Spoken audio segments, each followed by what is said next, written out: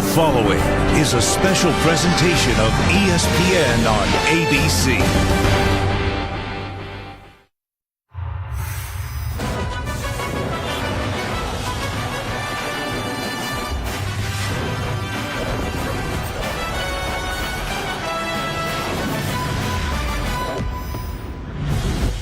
Perfect football weather in the Queen City of Charlotte to crown the kings of the ACC and punch a ticket to the college football playoff. Welcome to the 2017 Dr. Pepper ACC football championship game between the 7th-ranked Miami Hurricanes and the top-ranked Clemson Tigers, part of Dr. Pepper Championship Week. Now, the Clemson faithful believe that the brighter the lights, the bigger the stage, the better their Tigers will play. But fans of the resilient, hungry Hurricanes have traveled north in big numbers. Miami a step away from its first conference title in 14 years. And welcome, Chris Fowler and Kirk Herbstreit. We are so pleased that you've chosen to cap this championship Saturday right here with us. Already today, Kirk, we've seen Oklahoma rout TCU for the second time in a month. The Sooners an imposing performance to punch their ticket. Georgia rolled through Auburn. They'll jump into the top four. Your takeaway from those first two games? First of all, Oklahoma, how good is that offense led by Baker Mayfield? And we wondered how Georgia and Auburn would be second time around, and the way they came out on a neutral field just dominated the football game. I really think there's a great chance these two teams could end up matching up out in Pasadena in the Rose Bowl. We'll see what happens. And for Clemson, the mission is clear. Win, top seed, head to the Superdome for their semifinal on New Year's night. Any doubt in your mind that if Miami wins, they don't jump from 7 into the playoff? It's just my opinion. It's very subjective. Everybody has an opinion. I think the winner of this game is in, whether it's Miami or Clemson, which means there's a lot at stake for both teams, not just the Tigers. Miami, a double-digit underdog. You can feel that energy on the field from them. Clemson, meanwhile, old hat these postseason games. Deshaun Watson, Kirk, we watched the last couple of years. He just took the Tigers' offense on his back and carried them. Look at those total touchdowns in the postseason. Now, Kelly Bryant doesn't have to match those numbers or bring the fire that Deshaun did. What does he have to do, though, tonight? Just beat Kelly Bryant. Remember in spring ball, that's what Dabo Swinney told him. Quit trying to beat Deshaun Watson. Beat Kelly Bryant. And Kelly Bryant fits into this offense. It's different. It's a lot more quarterback run. And they look at the numbers. When it's an advantage quarterback run, 8 here against 7, you're going to take it. And he's very effective. He'll have to do that tonight against his very athletic Miami defense. RPOs, run-pass option. He sees soft coverage. He's going to get the ball out to his receivers, especially Hunter Renfrow. Let them pick up 5 yards, 8 yards, or in this case, a huge play. And look for a little wrinkle. T. Higgins, usually an X, into the boundary. With his size at 6'4", they've moved him into the slot to get him the ball downfield a little bit more. And this is interesting. You look at Kelly Bryant. You compare what he did with Deshaun Watson.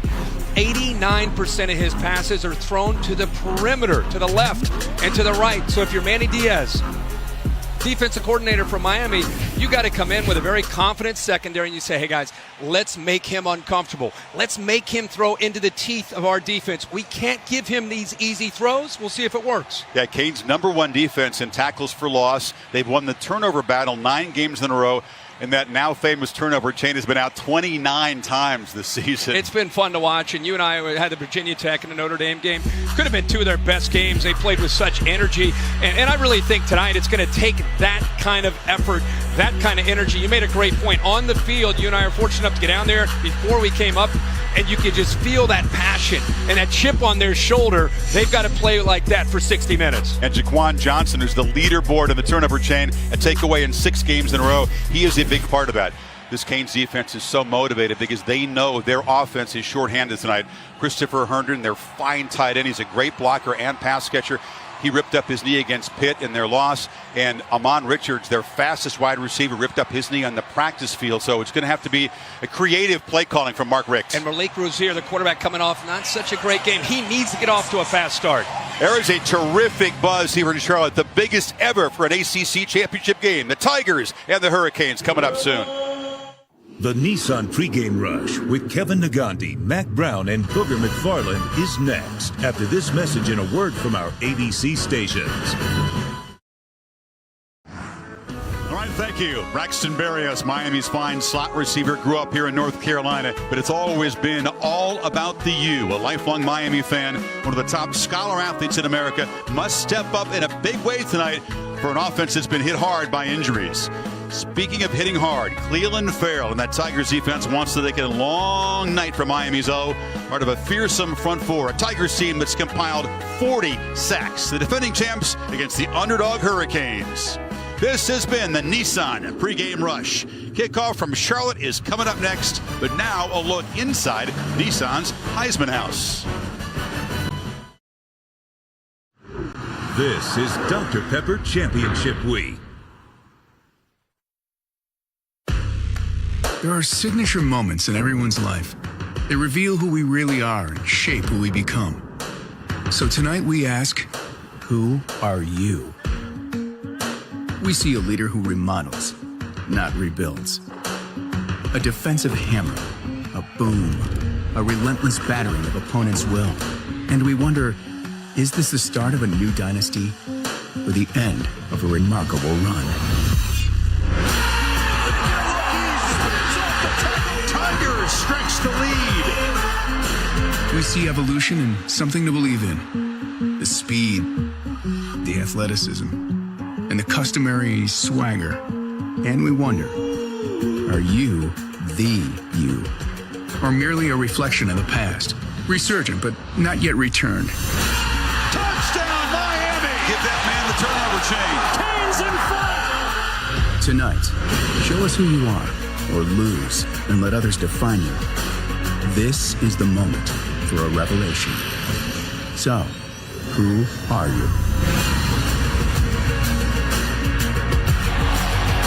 53 degrees, a beautiful evening here in Charlotte. Tigers and the Hurricanes about to get it on. Maria Taylor's with the newly named ACC Coach of the Year, Mark Ricks. All right, Coach, you've led your team to their first trip to an ACC championship, and now you're 60 minutes away from the title. What was the last message you wanted your team to hear before taking the field? Just play hard. Just, they got us here. We might as well win since we got here, We didn't come this far just to get this far. I know Clemson feels the same way. Thanks for your time, Coach. Now let's go over to Clemson sideline with Tom Rinaldi. Maria, thank you very much. Dabo, I know you take nothing for granted, but you got this team back in this championship. How do you best use that experience tonight? Well, I think both teams just have to use the experience we've had all year. We've both been in big games all year. We got to just take it one play at a time. It's championship football, but it's a blessing to be here. Really proud of this team. Enjoy it. I know you will. We will. Thank you. Chris? All right, Tom Dabo off his 100th victory at Clemson, one of the fastest in FBS history to get there. Miami won the toss and deferred, so Clemson will get the football first, and Michael Badgley, the kicker, the only all-ACC first-teamer on this Coastal Division champion team. That has raised some eyebrows, further motivation for Miami. Travis Etienne, the speedy true freshman, back deep for the Tigers. Here we go. It's a short kick. Etienne from the 9. Blazing freshman, able to create some space. And Kelly Bryant and the Tigers offense, Kirk, start from the 33. Kelly Bryant's been a great fit this year. Does it differently as we talked about in the open. Look at his size, 6'4", 220 pounds. Third year in the system. The last 2 years he backed up Deshaun. Number one, protect the football. They've done such a good job of that all year. He's got to be a factor tonight in the ability to run the football. And then when he gets matchups on the outside, and he's going to get them, because they're going to see a lot of man-to-man, he's got to throw accurate balls downfield to give his receivers a chance. Bryant 12-1 as a starting quarterback. Two-back look with Ray McLeod and Tavian Feaster, who now motions to the edge. Bryant, screen, Renfro, the reliable slot receiver, picks up about 4. Here's tonight's Chick-fil-A impact players. But when you look for impact players and you're looking at this Clemson offense, there are a lot of them. We'll talk about the running backs. ETN, number 9. Hunter Renfro have his hands on the ball. RJ McIntosh in the inside's got to play well for Miami. And Jaquan Johnson, the safety. Off the play action, Bryant keeps it, but the Canes are right there to wrap him up. It's number 99, Joe Jackson off the edge. A big part of defending this offense is keeping the edge. Great job right here, and you also see the speed of the Miami defense. Both defensive ends do a nice job. Chad Thomas right there keeping the edge. And how about Joe Jackson from the backside? How quickly he's there to help out. Miami crowd making some noise. If you didn't think that the Hurricanes fans travel, you were wrong. You need 6 on 3rd down. Canes bail out. Bryant has time. He delivers a strike to Renfro. Such a clutch weapon on 3rd down. Move the sticks to midfield. Yeah, they're going to go fast here after a first down. What an exceptional job by Kelly Bryant. First chance at 3rd and medium. How's he going to do? Manny Diaz was convinced we've got to mix up the looks, try to confuse this quarterback. And the first time they show blitz and back out, and he's able to, his receivers there are able to just sit in that soft spot in the zone. That's Trajan Bandy, the true freshman, Kirk, the nickelback, who was down on the field after that play. Here's the completion to Renfro. Renfro is just going to sit here. They showed a lot of pressure, and then they fall out of it. They'll twist here, but watch how he just sits down right there. It seems easy, but after all this preparation, easy throw. He actually, because of the rhythm, he gets the ball out before Hunter Renfro even comes out of that break, and get used to that. On 3rd down, that's who he's going to look up. Hunter Renfro has been so effective all year for him. Looks like Bandy might have been hit by one of his teammates on the tackle of Renfro. He's the guy that had that electric pick 6 in the win over Notre Dame at home, and he's the guy that's called on often because of his skill set to cover the slot receiver. Absolutely. For a young player, he brings a lot of energy in when they go to that 5th defensive back. He's a guy that Clemson offered a scholarship to, and the Tigers were one of his 5 final schools, but he stayed at home in Miami. Looks like he's kind of testing that leg. See how much weight he can put on it. I think it was friendly fire. He was He came in to try to make a play after Renfro went down, and looked like he maybe ran into Zach McLeod, who was trying to help out as well. Talked about the injury troubles for the Miami offense. Defense relatively healthy. They are missing Demetrius Jackson, one of their top pass rushers, but they're pretty deep at that position. This would be a concerning injury for Rick if Bandy can't come back full strength. Something to keep in mind with the injury. It slowed Clemson down, but because of what they got up after the first down and they were right at the ball, they are going to crank their tempo to try to get this athletic Miami defense that Manny Diaz is trying to get ready tonight, get them on their heels. So they're going to definitely try to test the discipline and the eye discipline of Miami.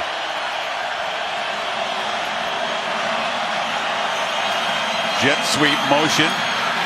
Hand off to Ray McLeod, and he's shoved down after a 1-yard gain. Clemson so intent on getting to the perimeter with the run game. Yeah, that's their game. I mean, they stretch you horizontally and vertically, and then they mix in quarterback run, and of course with their talented backs and Feaster and Etienne.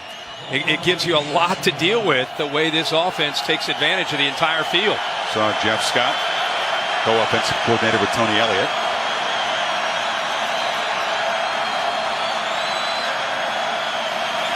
Bryant looks left and delivers a strike. It's a short gain. Deion Kane making a catch in his 36th consecutive game. It'll be 3rd and short. Nick Saban was on game day this morning. He was talking about defending Auburn's offense. And Auburn's offense and the Clemson offense are from the same family tree.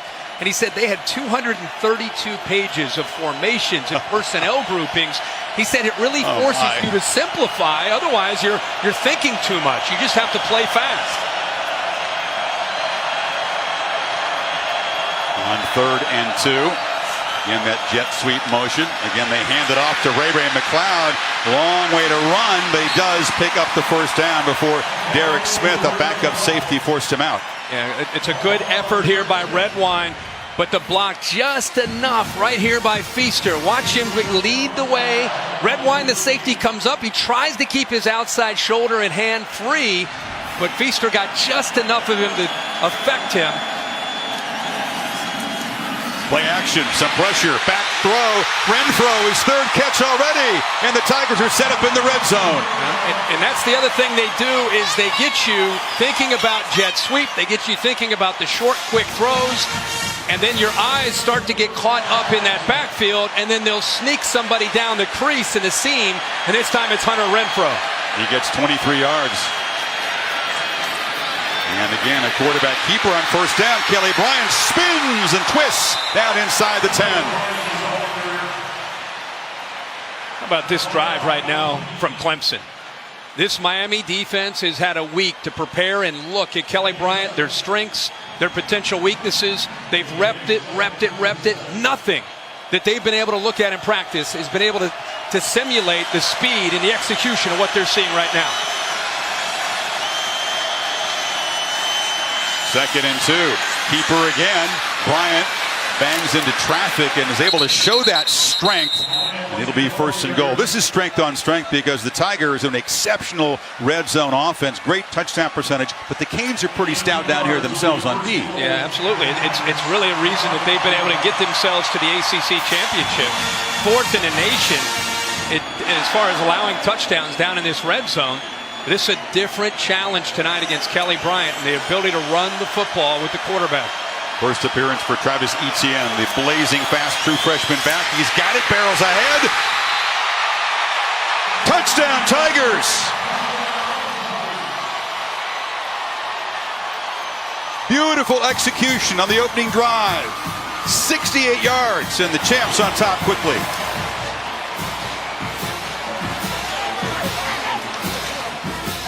Well, that was a clinic from Kelly Bryant.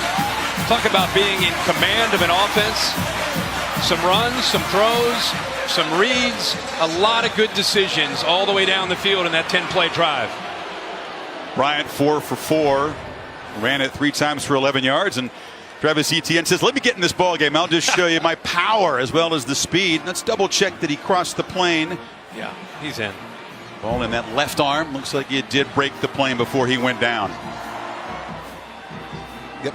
Yeah. So Etienne with his 13th rushing touchdown on just his 98th carry this season. That's a high percentage, folks. It sure is. I think we're only getting a taste of what he's going to do in this offense in his career this year. They're so fortunate to have Tavian Feaster, Etienne, C.J. Fuller, and Adam Choice, the veterans in that backfield. Look at him. He's like, I'm playing in an NFL stadium, man. This is great. After review, the ruling of a touchdown stands. Yeah, he's become a celebrity, but he's just as grounded, just as humble a small-town kid as when he got to Clemson. That's what I'm saying. He's a true freshman with big eyes and just appreciating every moment. It's rare to see 4 backs on one team and all push each other, but they're all unselfish, and it's a good chemistry within that group.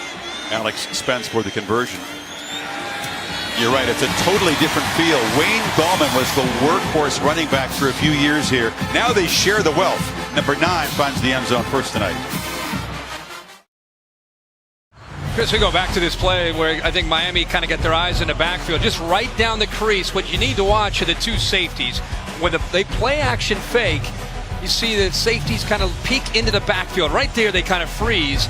And that allows him to get behind, in between the 2 safeties in the back end. And that's something Miami's got to be careful of today. Is getting caught up looking at the quarterback and looking at the running backs, all the eye candy that they give you. And Clemson, typical efficiency in the red zone. So Alex Spence to kick it away. Typically his kickoffs don't reach the end zone. Could be a chance for Jeff Thomas, the true freshman receiver and returner for Miami. And he'll take it at the 3. Thomas loses the ball, but it goes out of bounds. And now here comes Malik Rozier coming off that very tough game in the loss at Pittsburgh. Yeah, I think it's important that Malik Rozier start fast. He's got to reestablish his confidence, which the coaches said he's had a great week coming off of a rough game where he was benched. Then I think he's got to create with his feet.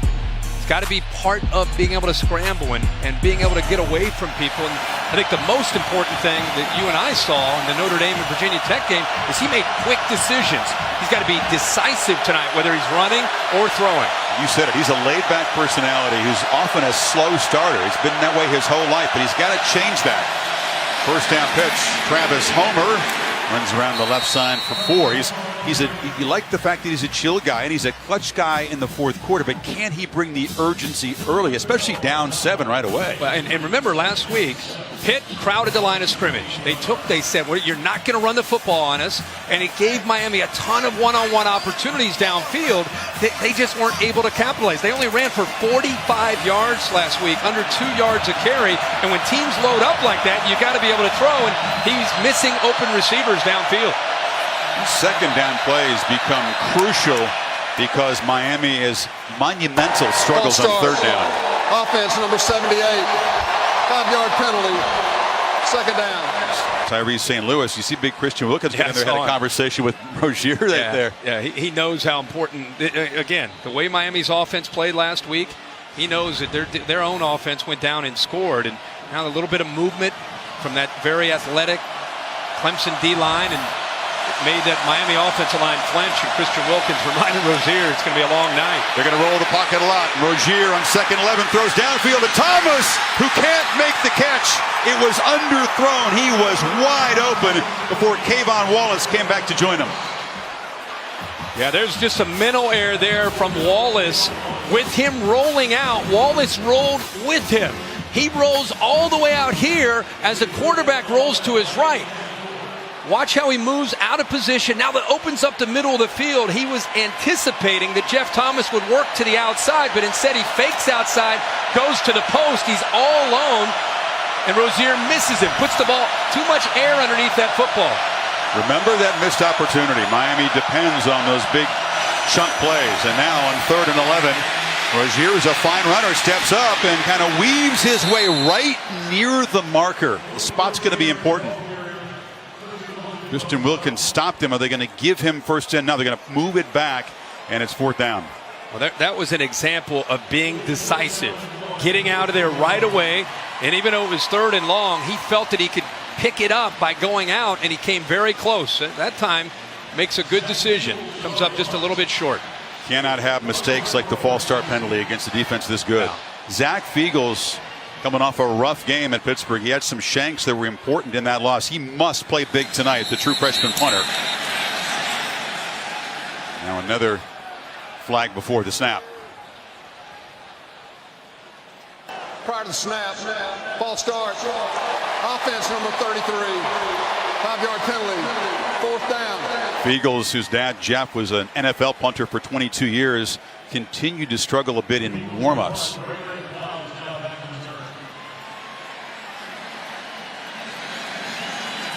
Ray McLeod, the returner for Clemson, standing at his 30.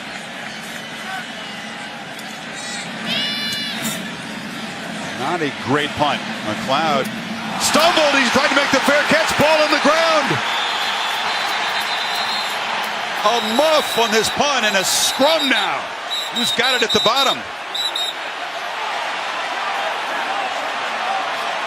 Trent Harris, the defensive end, number 33. Comes away with it. Break out the turnover chain already. There is a flag down, however. We'll check the flag. The ball was recovered by the kicking team during the kick. Holding number 30 receiving team. That penalty will be declined. The kicking team will keep the ball. 1st down. It was a short punt. McLeod came up and tried to make a fair catch on the dive, but didn't handle it cleanly. Yeah, the ball comes out. Miami capitalizes.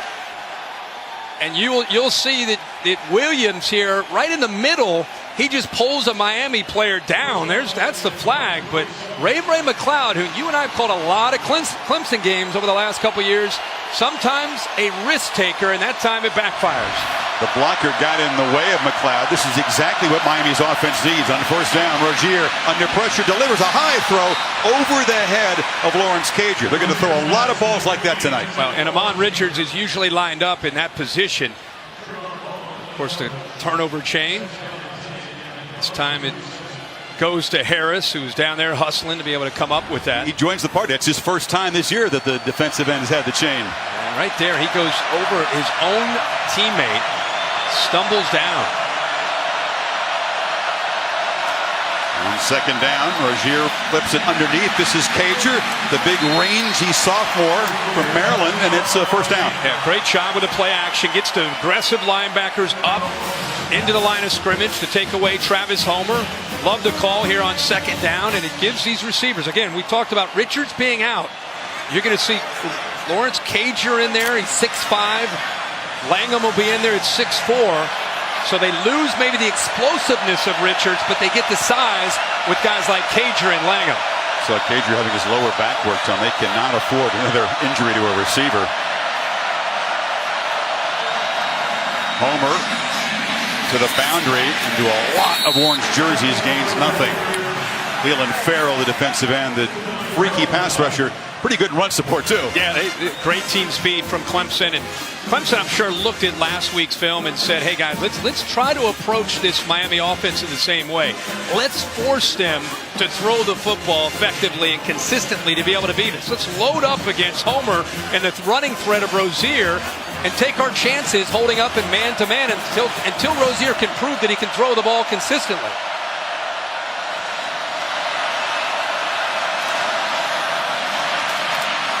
There's a run up the middle, just trying to make it third and more manageable. Without Chris Herndon, the tight end who's such a great blocker and has 40 catches, Michael Irvin II, Michael Irvin's son, number 87, has got to step up and play huge tonight.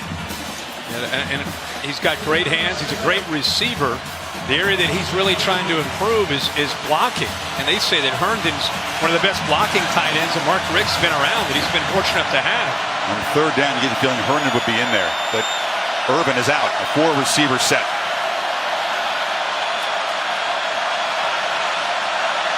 Tigers bring some pressure. Rozier rolls and fires to Braxton Berrios, who swarmed. The Tigers were ready for it, and it's a loss back near the 30. Fourth down. Van Smith combining with Farrell. Well, for an athletic defense that flies to the ball, keep in mind they moved the launch point. Quarterback rolls right, but look here to the near side. How disciplined this Clemson defense played. Van Smith, 23. Trayvon Mullen does a good job. They fly to the ball typically, but this time they stayed home on third down, anticipating a throw to Berrios. Michael Badgley, that all-ACC kicker, is a future NFL kicker, but this is a bad sign. The guy who almost never misses is wide left from 46, and the Canes don't cash in the takeaway.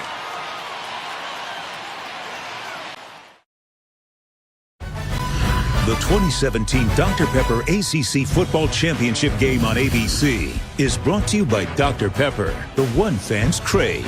In part by Taco Bell. Try the tasty rolled chicken tacos back for a limited time. And your local Lexus dealer. Make this a December to remember. Against a team as good as Clemson, crucial to take advantage of your opportunities. For the underdog Canes, a missed opportunity as Badgley, just his fourth miss of the season, really yanked it left from the start. The all-conference kicker was 5 points short of Miami's career scoring record.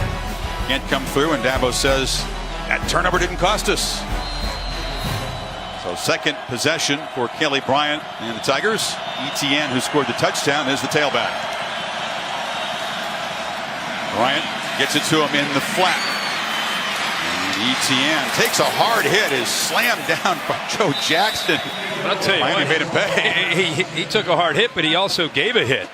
For a true freshman, strong lower body, really known for his initial acceleration. Those first 2 or 3 yards when he takes off, I don't know if there are very many people in the country that can stay with him, but what's surprised me in watching him this year for a young guy is how physical he can run.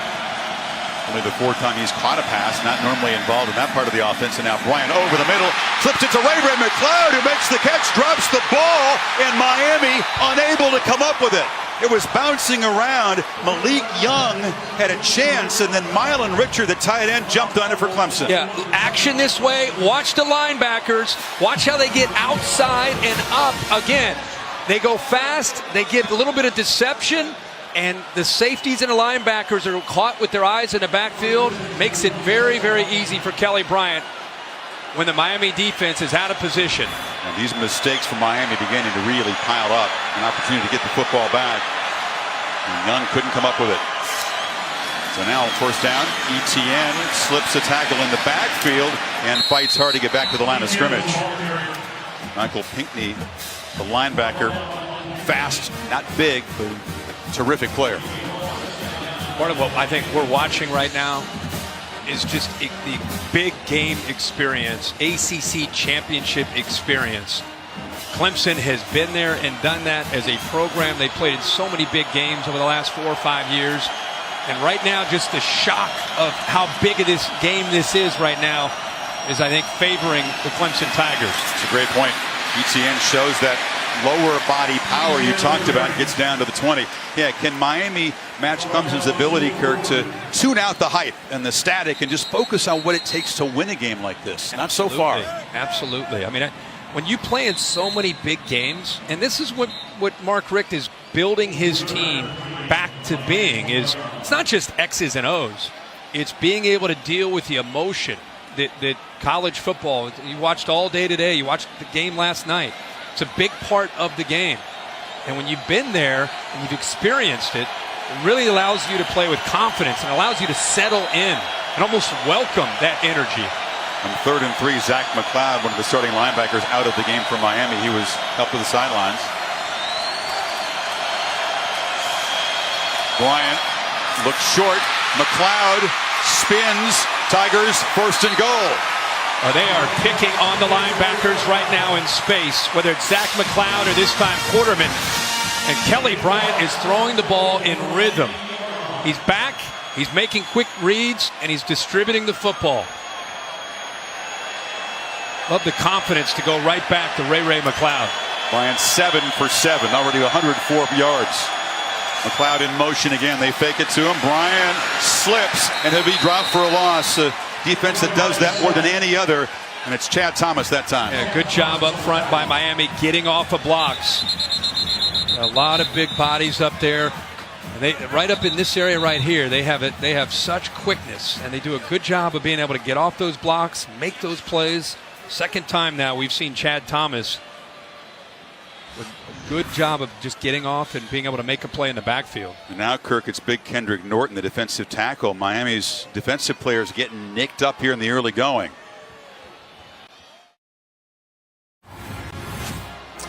Kendrick Norton, center your screen. Look at his right knee. That is ugly as it is rolled up on, and the big 300-pound bully of that Miami defensive line somehow able to walk off the field, but that did not look good, Kirk. No, it's great to see him up and walking and headed into the tent. Meanwhile, his teammates have got to find a way to slow Clemson's momentum. Tigers with a 2nd down and goal. Bryant straight back. Looking, now he'll take off. Shows the speed. Kelly Bryant, touchdown!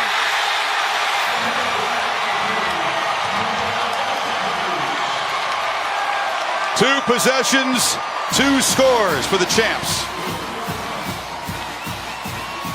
This is where you wonder, with Bandy out, it forces Sheldrick Redwine into that same spot. And that's who Kelly Bryant outran to the corner of that end zone. You've got 3 Miami starting defenders already dealing with injury problems in this first quarter. Bandy, Zach McLeod, who had his arm taped up, went back in there, and Norton. How about Kelly Bryant? 7 of 7 in the first 2 drives, 5 carries, scored a touchdown. They blitz right here. Watch that nickelback, who's a safety, Redwine, who's in for the injured Bandy. Man to man, there's no one left. It's Redwine's responsibility to be able to spy the quarterback and prevent him from getting out and doing that.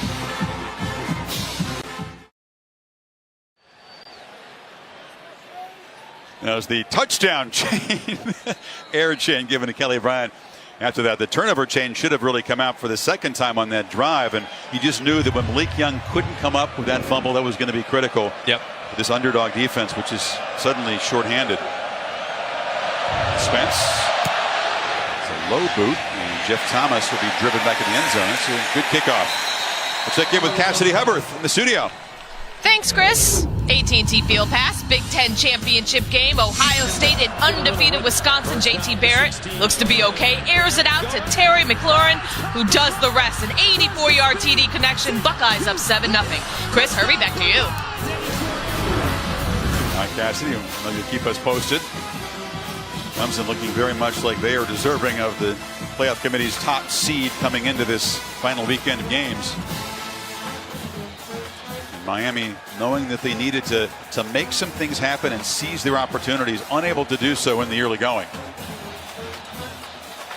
It's been an offense that has struggled to reach the end zone in the first quarter.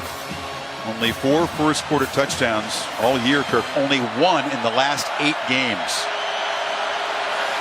DJ Dallas is the tailback now. Tigers shuffle around before the snap, and Rozier gets it out quickly to Barrios, and the North Carolina native, he comes from the Raleigh area, makes the play. Brent Venables, very aggressive defensive coordinator. One of the things we're seeing here in the first few drives by Miami is a lot of pre-snap movement, trying to confuse not just the quarterback, but also affect the timing of that offensive line. We've seen a couple of false starts. I'm sure it's affecting the communication. Those offensive linemen are yelling different calls, and as that defensive line is bouncing around, it's impacting what they're trying to do up front. Rozier. Pocket collapses, and the quarterback sacked. Christian Wilkins got there in a hurry. Clemson's 41st sack of the season. Watch Christian Wilkins, who's one of the most talented players in the country. He uses power and quickness, and when you put him in the middle against offensive guards, it's a mismatch. Donaldson's a true freshman. It's 6'6", 350 pounds. He's going up against a mastermind. One of the best players, not just physically, but as a 3-year starter, a guy that knows all the tricks. That time, he made Donaldson look like a true freshman. Nothing but future NFL players in that front four for Clemson. 3rd and 10. And this is where he'll really dial up the pressure. And they bring it. Rozier gets it away. High throw. Barrios could not come down with it. Surrounded by 3 Tiger defenders, including Isaiah Simmons. I'll tell you, that's a heck of an effort here to be able to get this ball off, because Brent Venables, again, he's showing pressure here, here, and here, but this safety actually drops off and makes the play. Look at Simmons get back 11. He gets back, not quite into the throwing lane, but gets over and knocked the ball away from Braxton Berrios. Heck of a play by the young freshman. Simmons 6'3", those long arms, a disruptive freak in that secondary. And now on the run, Fiegels gets off a terrible punt. Bounces backwards. We talked about the struggles of this true freshman.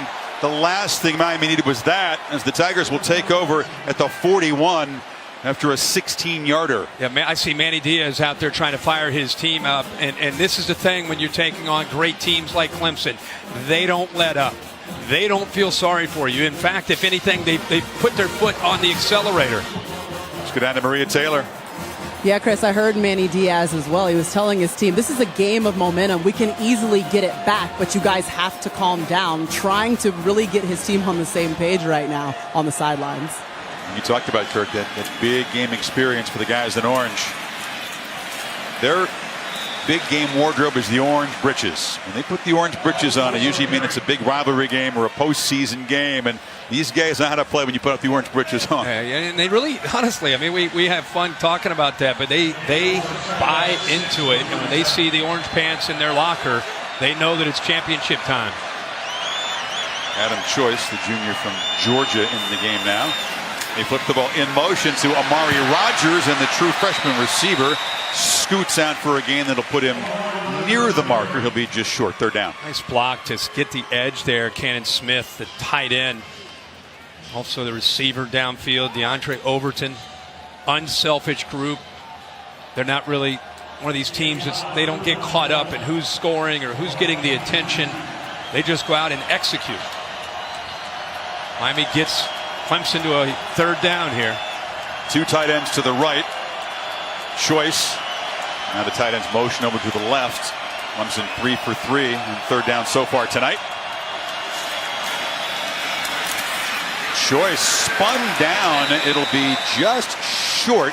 But you got to believe Dabo's going to go for this. They don't have a long distance kicking threat. Need only about a foot here. Miami fortunate to be able to keep him short of that 1st down. Good job by Quarterman at getting down in there, making a play. He was freed up by the defensive lineman, eating up those blocks. They'll measure to see exactly how short they are, but a chance for the Miami defense here if they can somehow get a stop to claim some of that momentum that Diaz talked about. But good luck against the way Clemson's executing right now. Actually, the yellow line wasn't totally lined up with the chain, so that is a 1st down. No need to gamble on 4th down. Be careful here. After a conversion like that, and it's starting to get deeper into Miami territory, this is where you can see those shock plays. Some eye candy, trying to get the safeties and linebackers caught up looking at run because they've been running the ball. And they've been throwing some quick passes. This is usually when they'll try to sneak in a shot downfield. This double stack formation, Kirk, 2 receivers on either side of the formation. Choice is still the back. And Bryant has a lot of time to survey the field. Now flips it over the middle. It's complete. Caught down to the 15-yard line by DeAndre Overton, the sophomore from right here in North Carolina. At the end of the first quarter, the champions throwing and landing some early haymakers on top 14-0. End of one in Charlotte. We'll be back after this message and a word from your local ABC station.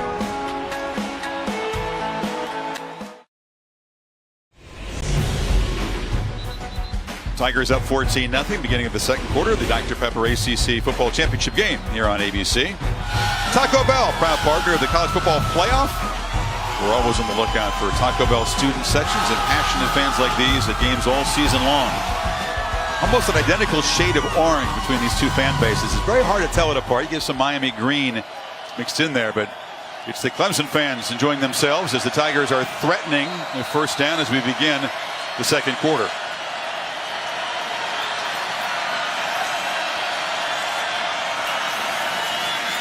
They hand off to Choice, who intercepts and now muscles for a huge first down gain of about 9. You get so caught up in so many different weapons that Bryant has. Sometimes you forget to appreciate the offensive line. That time Taylor Hearn, nice job leading around. And there's another back that's getting his opportunity now in Choice. You're right, very underrated offensive line. And behind that O-line, Choice barrels ahead and creates a 1st and goal down at the 1. You know, Bradley Chubb, the defined defensive player of the year in this league, he told me by far Clemson the best O-line that he faced. And he's an authority on that. Yeah, no doubt. And you and I called the national championship last year. And a lot of people made a big deal after the game about Clemson wearing down Alabama. Big part of that is they rotate so many people, they stay fresh. On 1st and goal, Choice hammered and met behind the line. That was a nice play. And get back to the line of scrimmage there. Chad Thomas met him. Chad Thomas and big Kendrick Norton after that looked like a really serious he's entry. back in the he's game? back out there. In fact, he's the one who made that initial hit right there and almost looked like he may have had a chance to try to knock that ball loose. It was such a big hit. That's showing a lot of guts, playing really hard. A lot of flexibility in the knee, too. Choice shifts to the left, 2nd and goal. Canes crowd the center of the line. Choice met right there and will be dropped again short of the goal line by Shaq Quarterman and Zach McLeod, 2 linebackers. Yeah, the 2 linebackers do a good job. Joe Jackson's in there as well. Point of attack right there. That nice block by the tight end. But you see both linebackers submerge. Do a good job of keeping him just short of that end zone. I thought Kelly Bryant might pull that, and he could have walked into the end zone. Choice not as fast as his backfield mate. Very solid, and he's the strongest short yardage back in this group. He's still in there, along with a couple of tight ends. Dabo full sprint mode all the way to the goal line to get that timeout in. It wasn't because the play clock was running out. He just saw something he didn't like in that formation. He knows the importance. You punch it in here, get it to 21-0.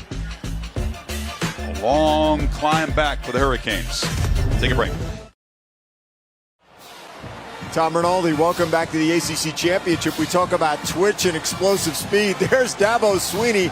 He started from outside the 35-yard line on a full sprint to get that timeout. Kirk, we talk often about the importance of speed off the line. Dabo just showed it. Let's see what he's cooked up to the timeout on 3rd and goal. Choice scores standing up, and the Tigers are pouring it on in Charlotte.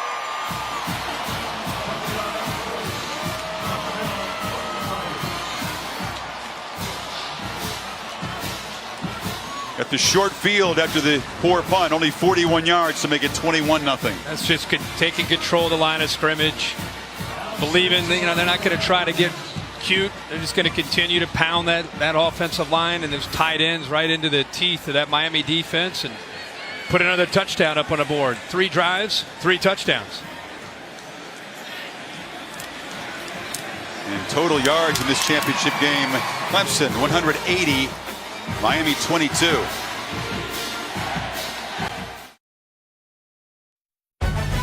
2017 Dr. Pepper ACC Football Championship game on ABC is brought to you by Dr. Pepper, the one fans crave.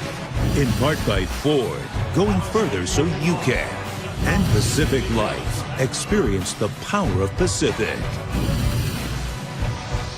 Throughout their resilient, great season, Miami has done a lot to fight from behind. They've been clutch. They battled back, but they have not been down 21 before, much less to the likes of Clemson. You can see the adding of the 21 onto the 58-0 most recent meeting between these two teams, the rock bottom low point in Hurricane football history, 2015 season, after which Al Golden was fired. There are a couple dozen players on both sides who were a part of that game, although not really relevant. Miami has improved and grown a lot since then.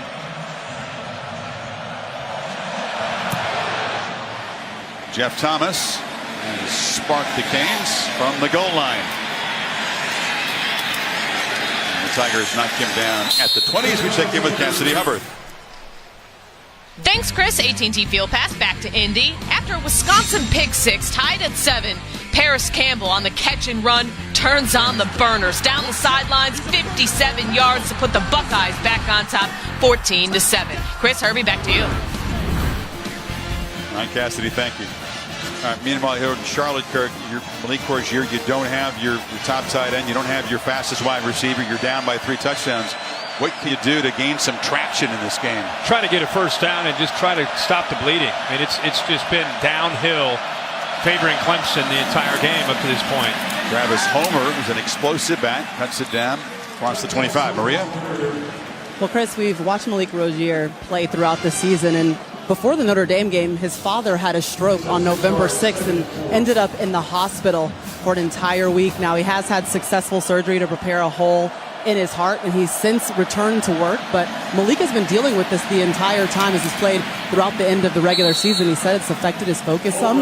Now that his dad is back at work, he feels better about it, and he has 85% of his strength back on his left side. Yeah, that's great news. Yeah, he did say finally this week he had some peace of mind. It was difficult before the Pittsburgh week with his dad going through surgery. I can only imagine. Homer knocked down a yard short. You talk about getting a first down. This becomes a very important play for an offense that struggles even on 3rd and short. One of the worst teams in the country converting on 3rd and short. Rozier able to sneak it, and they do move the sticks. So they do have that first down, but in the passing game, which they knew they were going to have to find ways to make plays without Herndon and Richards. I think going back to your question, I think you got to stick to your game plan, which means some quarterback run. You got to find matchups that you like with the big, tall tight ends. Here's Irvin right here. Yeah, I really think Cager's a matchup that they can take advantage of along with Langham because of their size and height. Both those receivers, one of them 6'5", the other 6'4". Oh my goodness, Langham now down. He's the guy that made that heroic catch to beat Florida State. Final seconds, and then the catch that set up the game-winning field goal against Georgia Tech the next week. See what happened to Langham. He was blocking, and here comes Irvin. He just rolled up. Can anything else go wrong? This team in white tonight. They got 6 yards on first down. Now it's a quarterback keeper. Wilkins just there to meet Rozier and knock him down for a loss. Well, this again, fast-flowing defense, backside, never gives up on a play.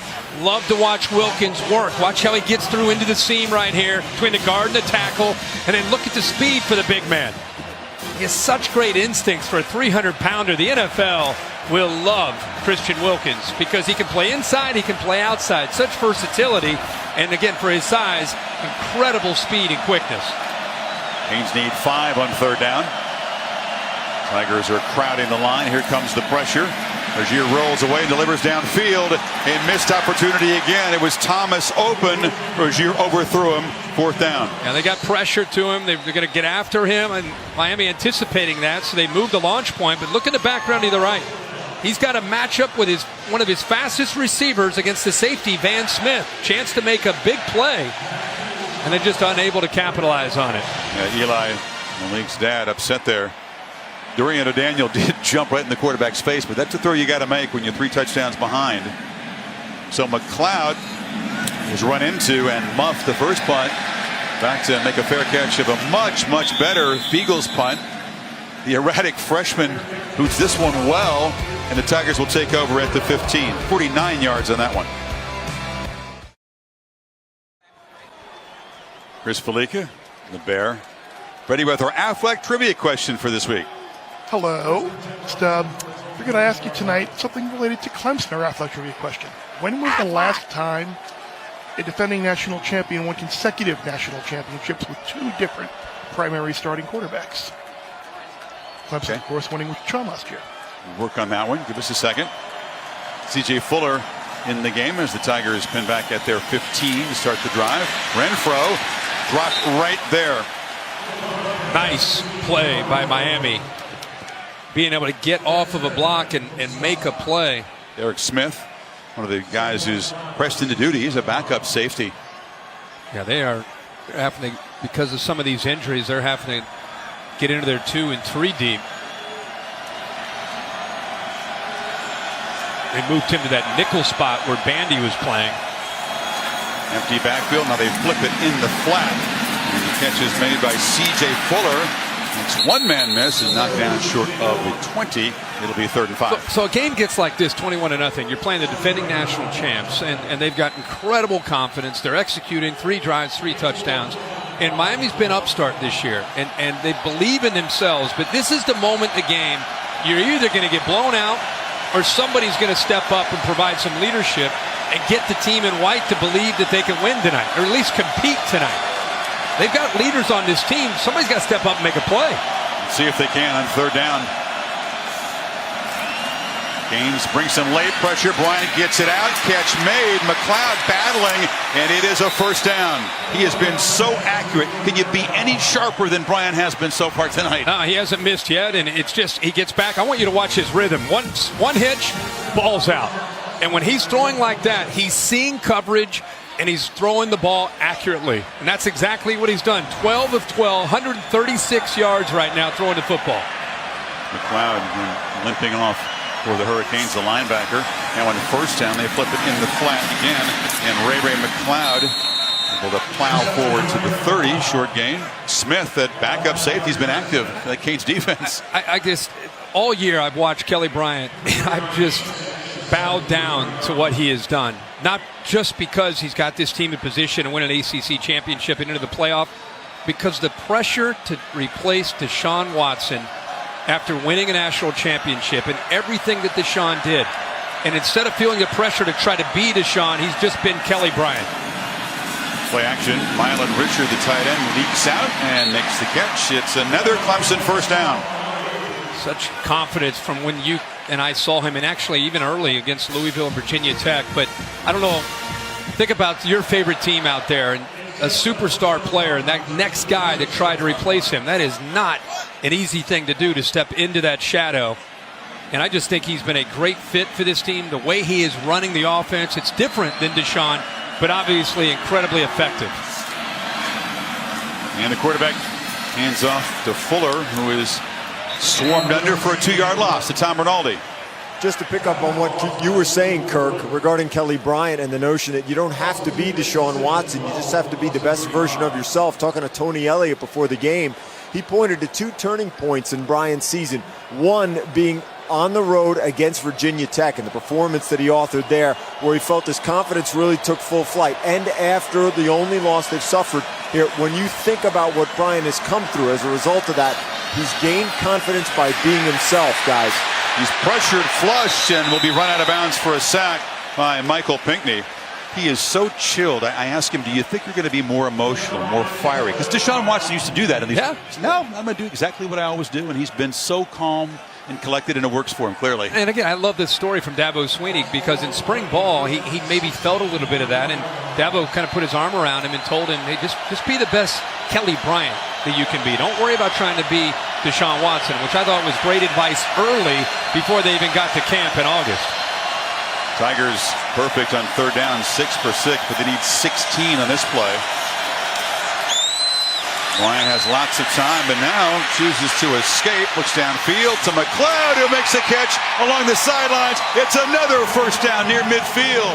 and he's still perfect. Manny Diaz decides to just rush 4, sit back with 7, and have an opportunity to make Kelly Bryant have to read the coverage. And you just talked about how chill he is.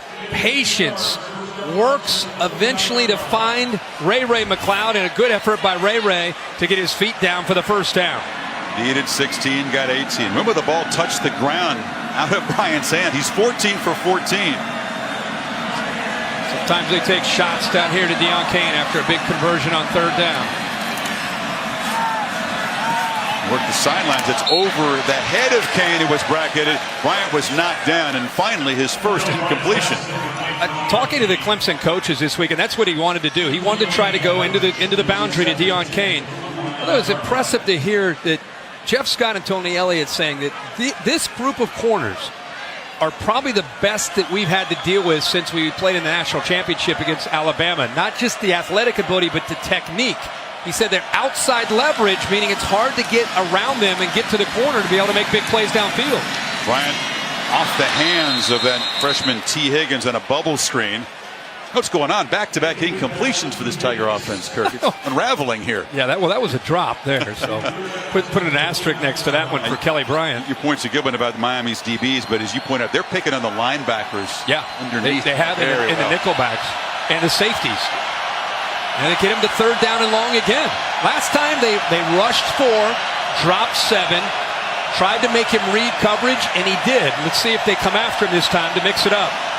There's Renfro in motion, who they usually go to on 3rd down. Here they come. Pressure up the middle.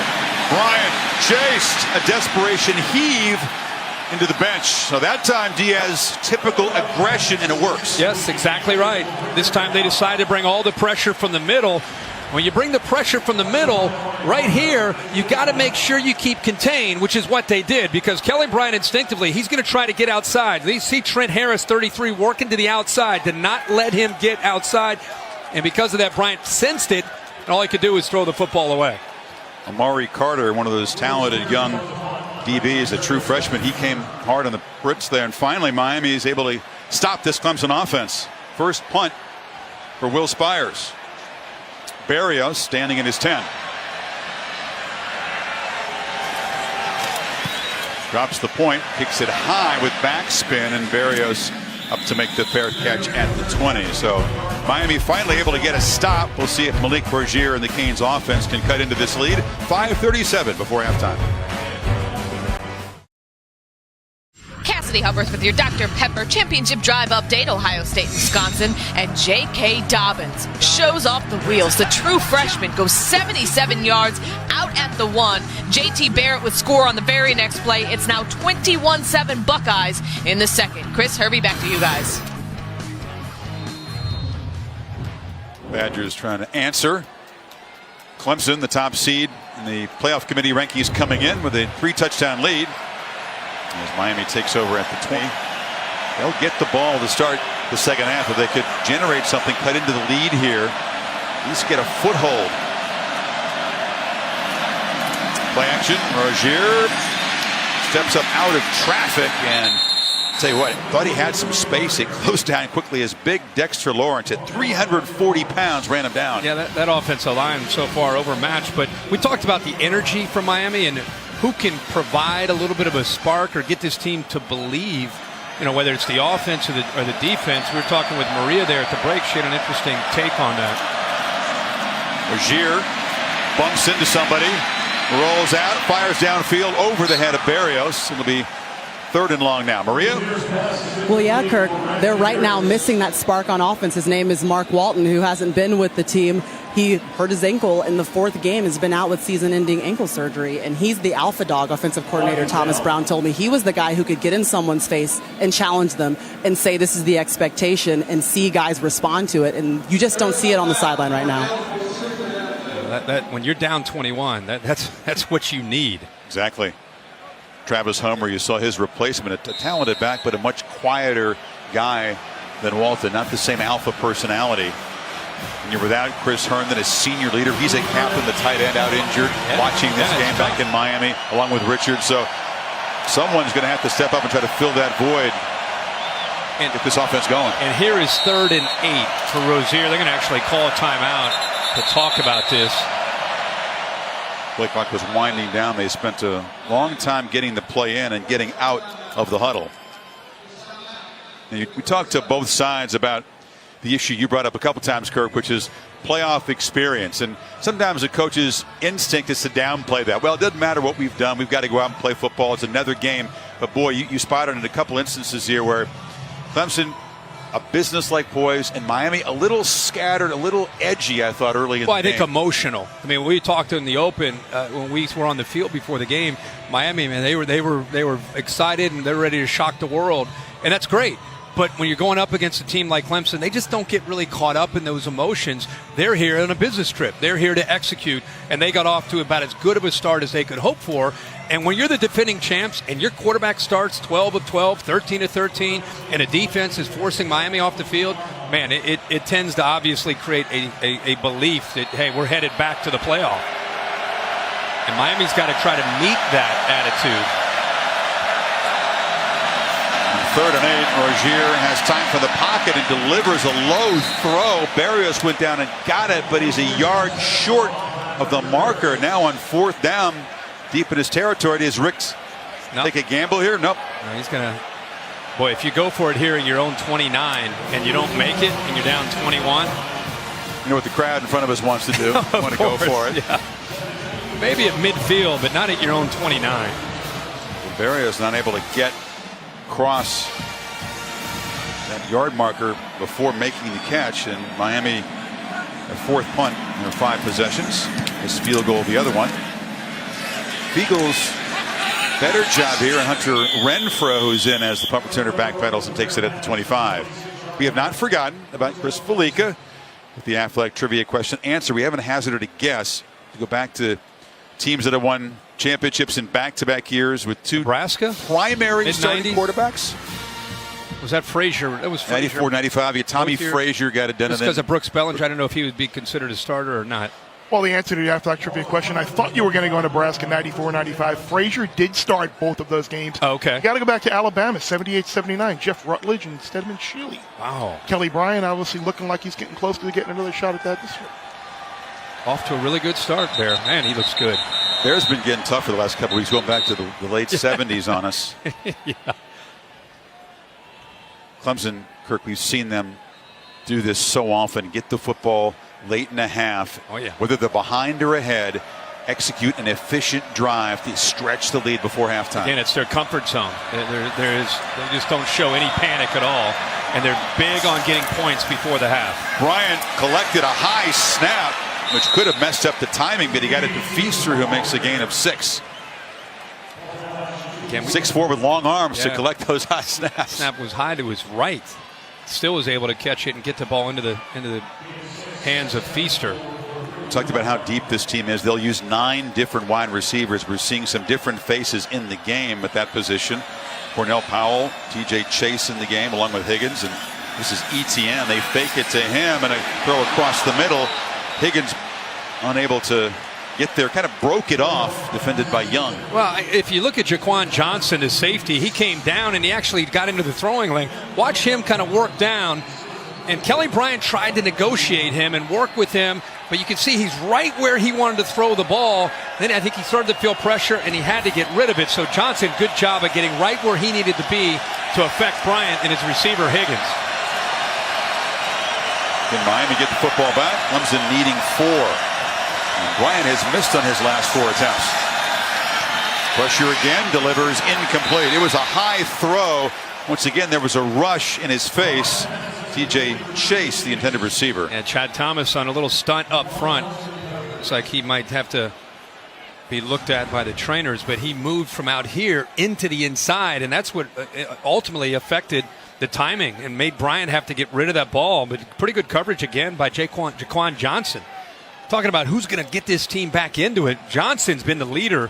They call him the eraser because if there's ever a problem, he comes in and just cleans it up. He's had a takeaway in 6 consecutive games, but he's been quiet tonight so far. They've avoided him. Thomas, by the way, he's the 4th different Miami defender to be looked at by the trainers in this first half.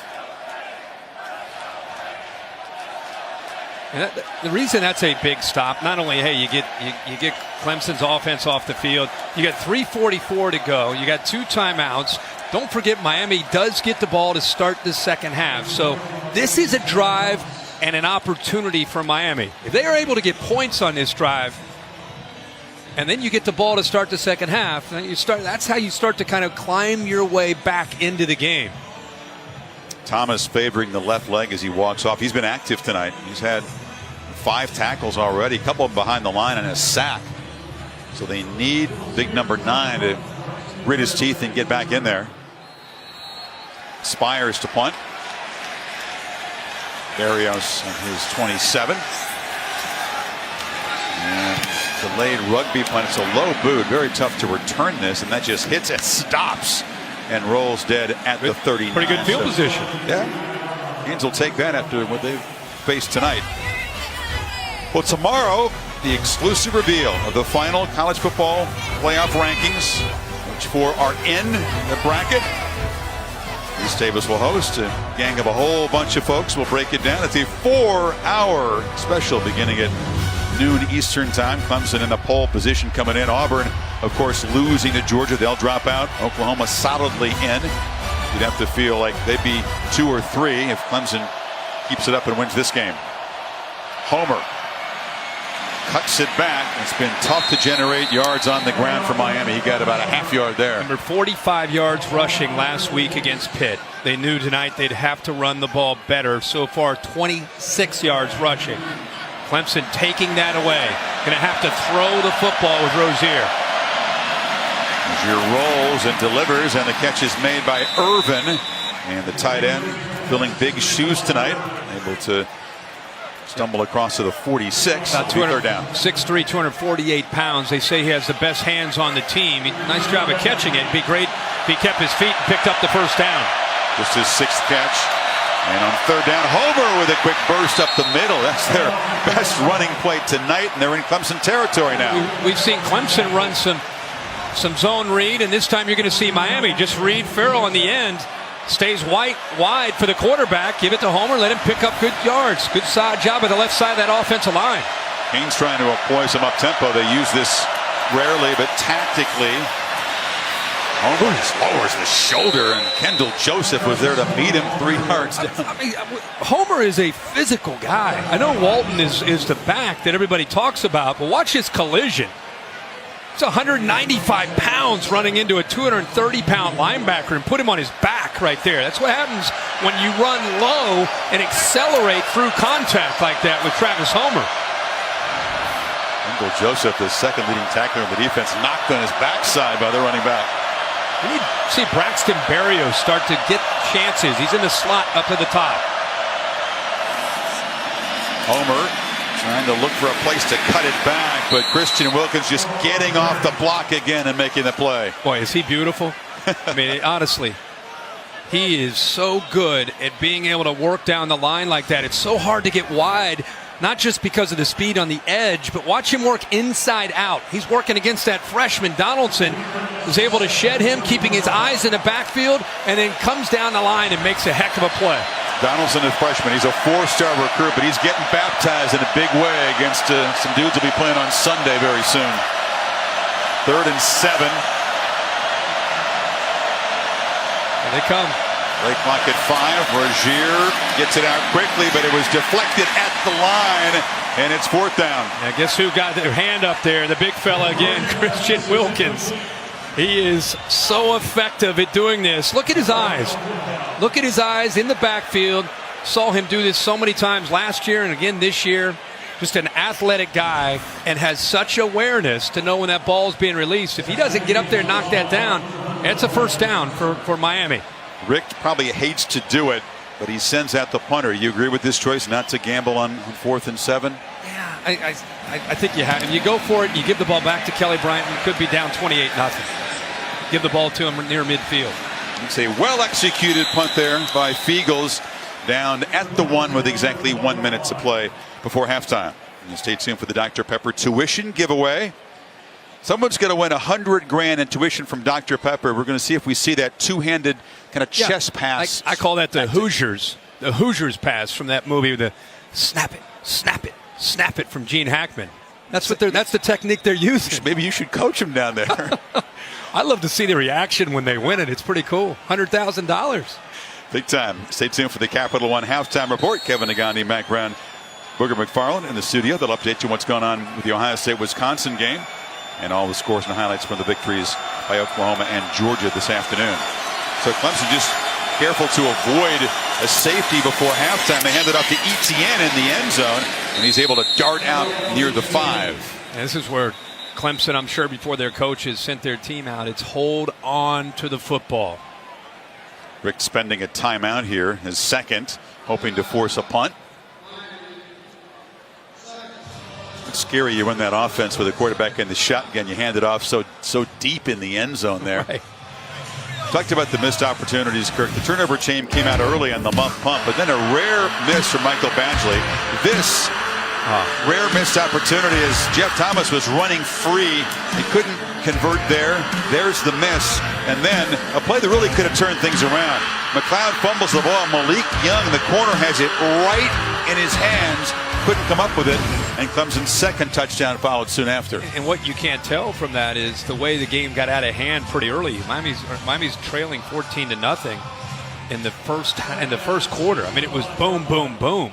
And Kelly Bryant was just in a great rhythm throwing the ball. And Miami's fortunate to stop this at 21-0 because it had a feel of 35-0 in the first by the end of the first half. On 2nd and 6, again, Bryant has to move to get the snap. That's dangerous down there. Etienne is wrestled down by Michael Pinckney, and it's 3rd down as the Canes spend their final timeout. It keeps going to the right. It's not just high; it's to the way to the right. And when you have the quickness of Etienne, I'm sure Bryant's thinking, I got to get that ball down quickly before Etienne runs by me. Justin Falcinelli is the center, and from the Progressive Pylon Cam, you could see the traffic down in there. He had a few errant snaps this season, but pretty reliable, and big fella got to be careful down there. Well, he ended up being first team all-conference, replacing really a leader last year, Jay Guillermo. Another guy, too, Mitch Hyatt, got the award as the top blocker in the ACC. It's the Jacobs Trophy, the left tackle, number 75. And he's the best tackle that Bradley Chubb told me he went against, and they played against Notre Dame's vaunted offensive line. But Hyatt, number 75, joining Falcinelli, of course, first team all-conference. Canes can force a punt, perhaps get an opportunity before halftime if they can stop him here on 3rd down. Don't have any more timeouts, so Clemson could wind it down before punting it. Bryant, the safe play, the keeper, tackled at the 5, and now the clock will run. Pinckney was there on the stop. Canes defense begun to step up a little bit here in the second quarter. Yeah, they're about 1 second difference there with a game clock and a play clock. Clemson could wind it down and spend a timeout if they'd like to before the punt. Yeah, a couple stops here by Miami's defense to end the first half. I'm sure Manny Diaz and the Canes will try to talk about that to give them confidence going into the second half. Again, Miami does get the ball to start the second half. Miami able to generate just 64 yards, Kirk, on their 26 plays. Clemson has spent a lot of time in Hurricanes territory, and they piled up 225 total yards. So just before zeros on the clock, Dabo will have to execute a punt or a play down here.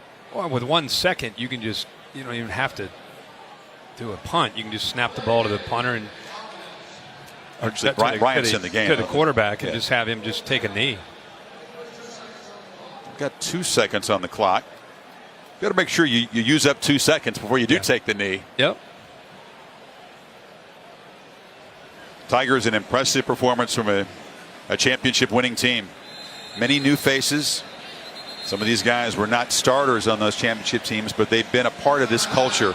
And this head coach knows how to push every button and get his team ready for this time of the football season.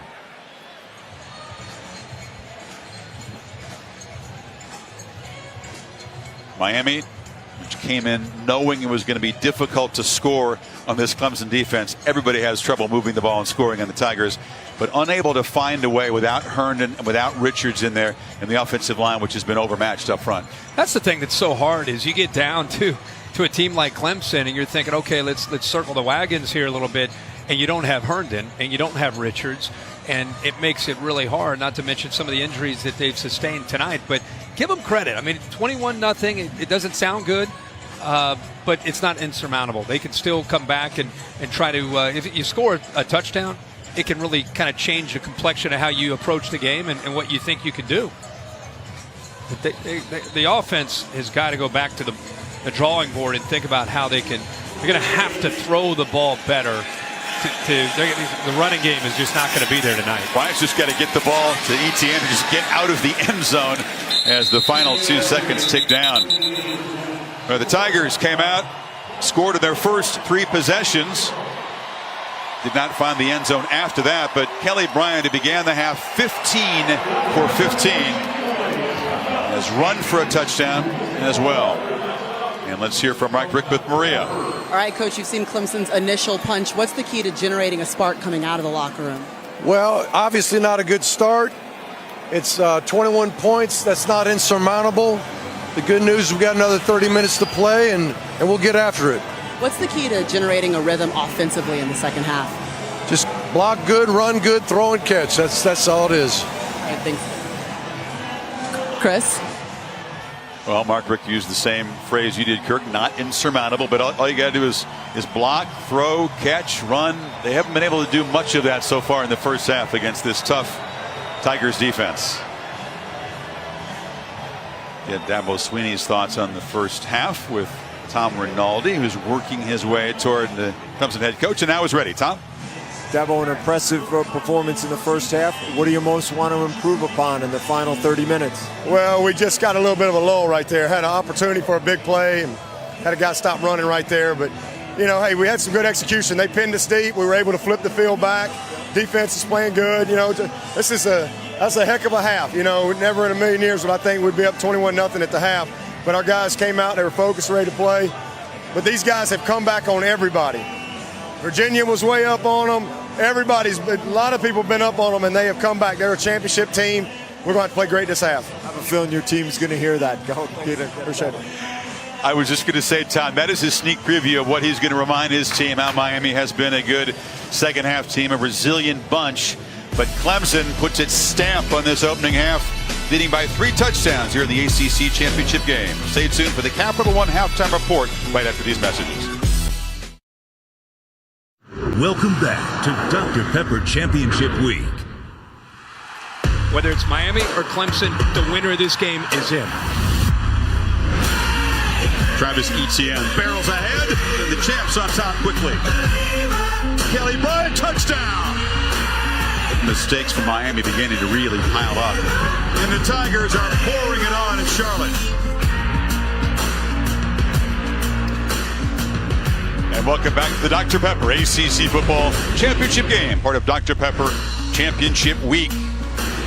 Clemson Tigers up by 3 touchdowns. You see a championship performance from a football program that has really, in the last 3 years, Kirk, built itself into competing at the highest possible level. And the faces may change, the stars move on, but what doesn't change is Clemson knows how to play in games like this. Well, I think we saw that early. We talked about that in about the second series of the game. From up here, you could feel that Clemson came into this game expecting to perform well. And I think Miami, especially off their first loss of the year against Pitt, they need some good things to happen to them early to get themselves to say, I told you we could do this. It's a big difference psychologically coming to the game. And now it's about Miami getting the ball here to start this second half. And as Coach talked about, score on this opening drive, and you get yourself to believe you can still get in here and compete in the second half. Just 64 total yards. 27 passing yards. That's it for Malik Rozier.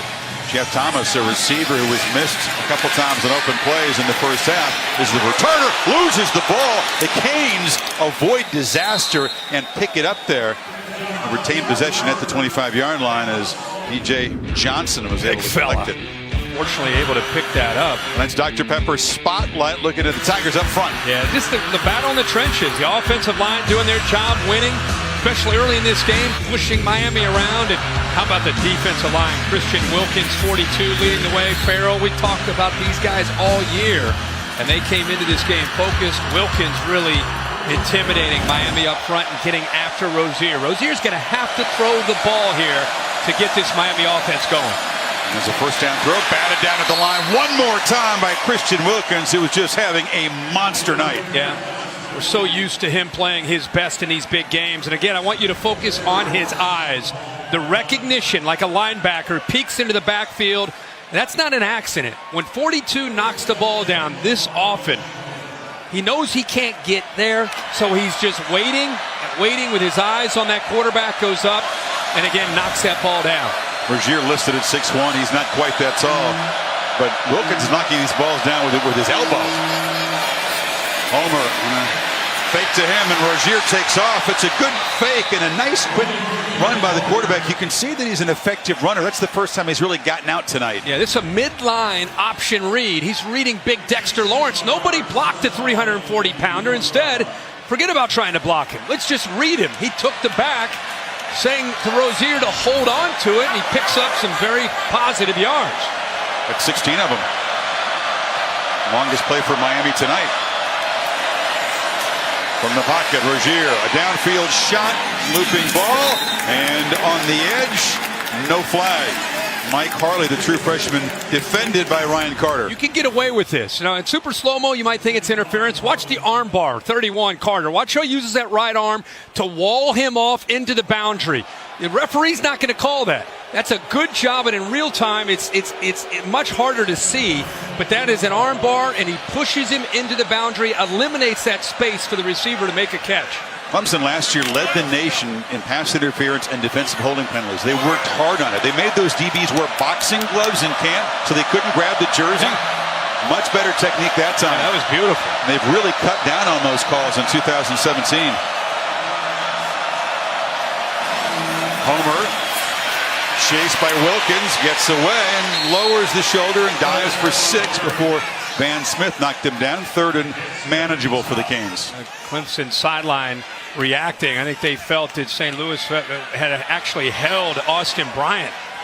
78, that right tackle. He actually did grab onto him, but it allowed Homer to get to the corner and give him a chance here where it's third and manageable. Watch at the top of your screen, 7 in orange. Right there, he grabs a hold of him, and that's what got Homer to the corner. Should have been called. Miami trying to create something here, a spark of the opening possession of the third quarter, needing 4 on third down. Tigers crowding the line. Rozier sidesteps and now will be brought down by Dexter Lawrence, the 340-pound sophomore. This is what movement can do to an offensive line. He's lined up here, but instead of working here, he comes there. Creates some confusion and doubt. Left guard Darling thought that Gauthier would pick him up, but nobody picks him up. And look at the big fella closing in on him at 340 pounds. Yeah, rare combination of power and speed. The guy's been playing through a foot injury all season long. This is McLeod trying to get loose, cuts it back into the secondary. Ray bouncing off people. A flag comes in late in the return as he's knocked down across the 40. This figures to cost Clemson good field position. But Lawrence, a guy that's been waiting to make plays like that, Kirk. We've seen the big fella battle that foot injury. Yep. During the return, personal foul, face mask, number 30, kicking team, 15 yards from the end of the run, first down. So the penalty on Miami, and Clemson will begin in Hurricane territory after the face mask. I don't know if wow, they did that. That's not a face mask. No. They grabbed him in the front of the jersey. Yeah. Not a reviewable play, but incorrect call by this all-star ACC crew. Clemson set up at the Miami 44. For the Tigers, after the 19-yard return to the 15-yard penalty, trying to stretch their lead, setting up at the Miami 44. Feaster with a muscle for about 7. Take a look at the face mask that was called on Chad Thomas, number 9 here. He hits the face mask and comes off of it. Dave Kataya is up here to help us out. Dave, what about when you hit a face mask like that? There's 2 players that could do that, the runner and against the runner on contact to the face. There was no grab. So in your view, no call there. They flip it out to Amari Rogers on the edge, and the true freshman shows his quickness, and they move to 6. Dave? Yeah, no call there because it looks like a face mask, so you slow it down. He brushes it. It's not a blow. Therefore, against the runner, it's perfectly legal. Where he grabs is the shoulder pad under the face mask. And not reviewable. Correct. Clemson playing quickly here. Play action. Bryant pump fakes, retreats, and now just chucks it into the bench. Did the ball even get back to the line of scrimmage? Jaquan Johnson on the safety blitz, and it was Cleveland Farrell, the defensive end, who made the big catch. Yeah, Jaquan Johnson blitzes, and what prevented him from throwing it was the defensive end with that blitz. Joe Jackson ends up dropping out in the flat because he wanted to throw the ball to Richard. Took that away, and he was able to get outside of the pocket and just throw it away. Barely outside the pocket. Barely. Ball didn't reach the line of scrimmage. Yeah. There's a slant. Deion Kane makes the catch in heavy traffic. Sets up a 3rd and 4 now. Kind of a quiet night for Deion Kane. Just his 2nd reception. Deion Kane's a guy, Kirk, that has more catches than last year, but a lot fewer yards and fewer touchdowns. And he plays that infamous X position into the boundary where Nuke Hopkins has played that over the years. Martavius Bryant, Mike Williams last year. That is a big play position. They count on big plays downfield from that spot. Difference is Kane is not as gifted going up and high pointing the football And as those guys are. He's not as tall and long as those guys. Got to hurry here. The play clock is winding down. And as they always do, they're alert. And Dabo Swinney spends a timeout on the sideline to avoid the 5-yard penalty. So the Tigers, in their first possession after halftime, trying to build on this 21-point lead. Talk about it on 3rd down. The 2017 Dr. Pepper ACC Football Championship game on ABC is brought to you by Dr. Pepper, the one fans crave, and in part by the Lincoln Motor Company. 3rd and 5 for Clemson. They failed on their last 3 3rd down attempts after going 7 for 7 to start the game. Renfro's in the slot to the right. He's been busy tonight, 4 catches. They've had more success on 3rd downs coming after Bryant than sitting back. What Diaz chooses to do. Now they don't pressure him. It's only a 3-man rush. They spy the quarterback who's trying to make a whole bunch of guys miss. He can't, and he's swarmed for a sack. Amari Carter and Jaquan Johnson got there from the secondary. Yeah, and they spied with Amari Carter. Watch him. He's down in a 3-point stance, but he's just kind of sitting down there disguising what his role is, which is in case Bryant does that, he's right there to take him out. It's a good call by Manny Diaz to use him, and then they leverage the football with the safety Johnson. Field goals have been a problem. Alex Spence, his long this year is 30 yards. In fact, beyond 30, he's 1 for 6. This is right in the area where Dabo wasn't thinking about trying to field goal. You got to be alert for a fake here. They need 9 yards. Spence, this would be a big moment for him. Drives it and makes it from 46.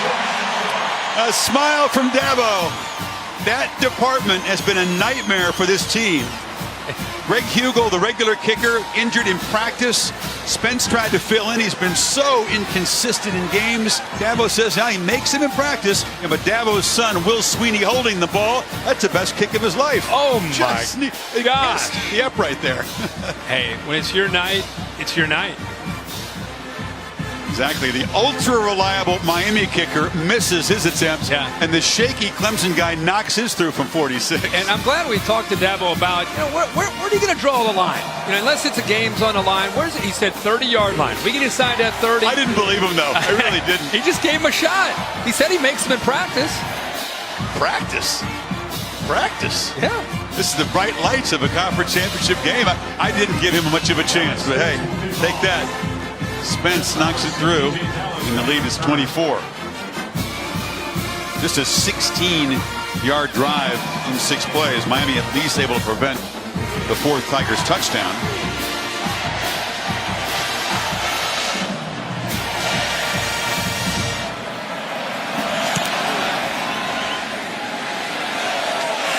Thomas.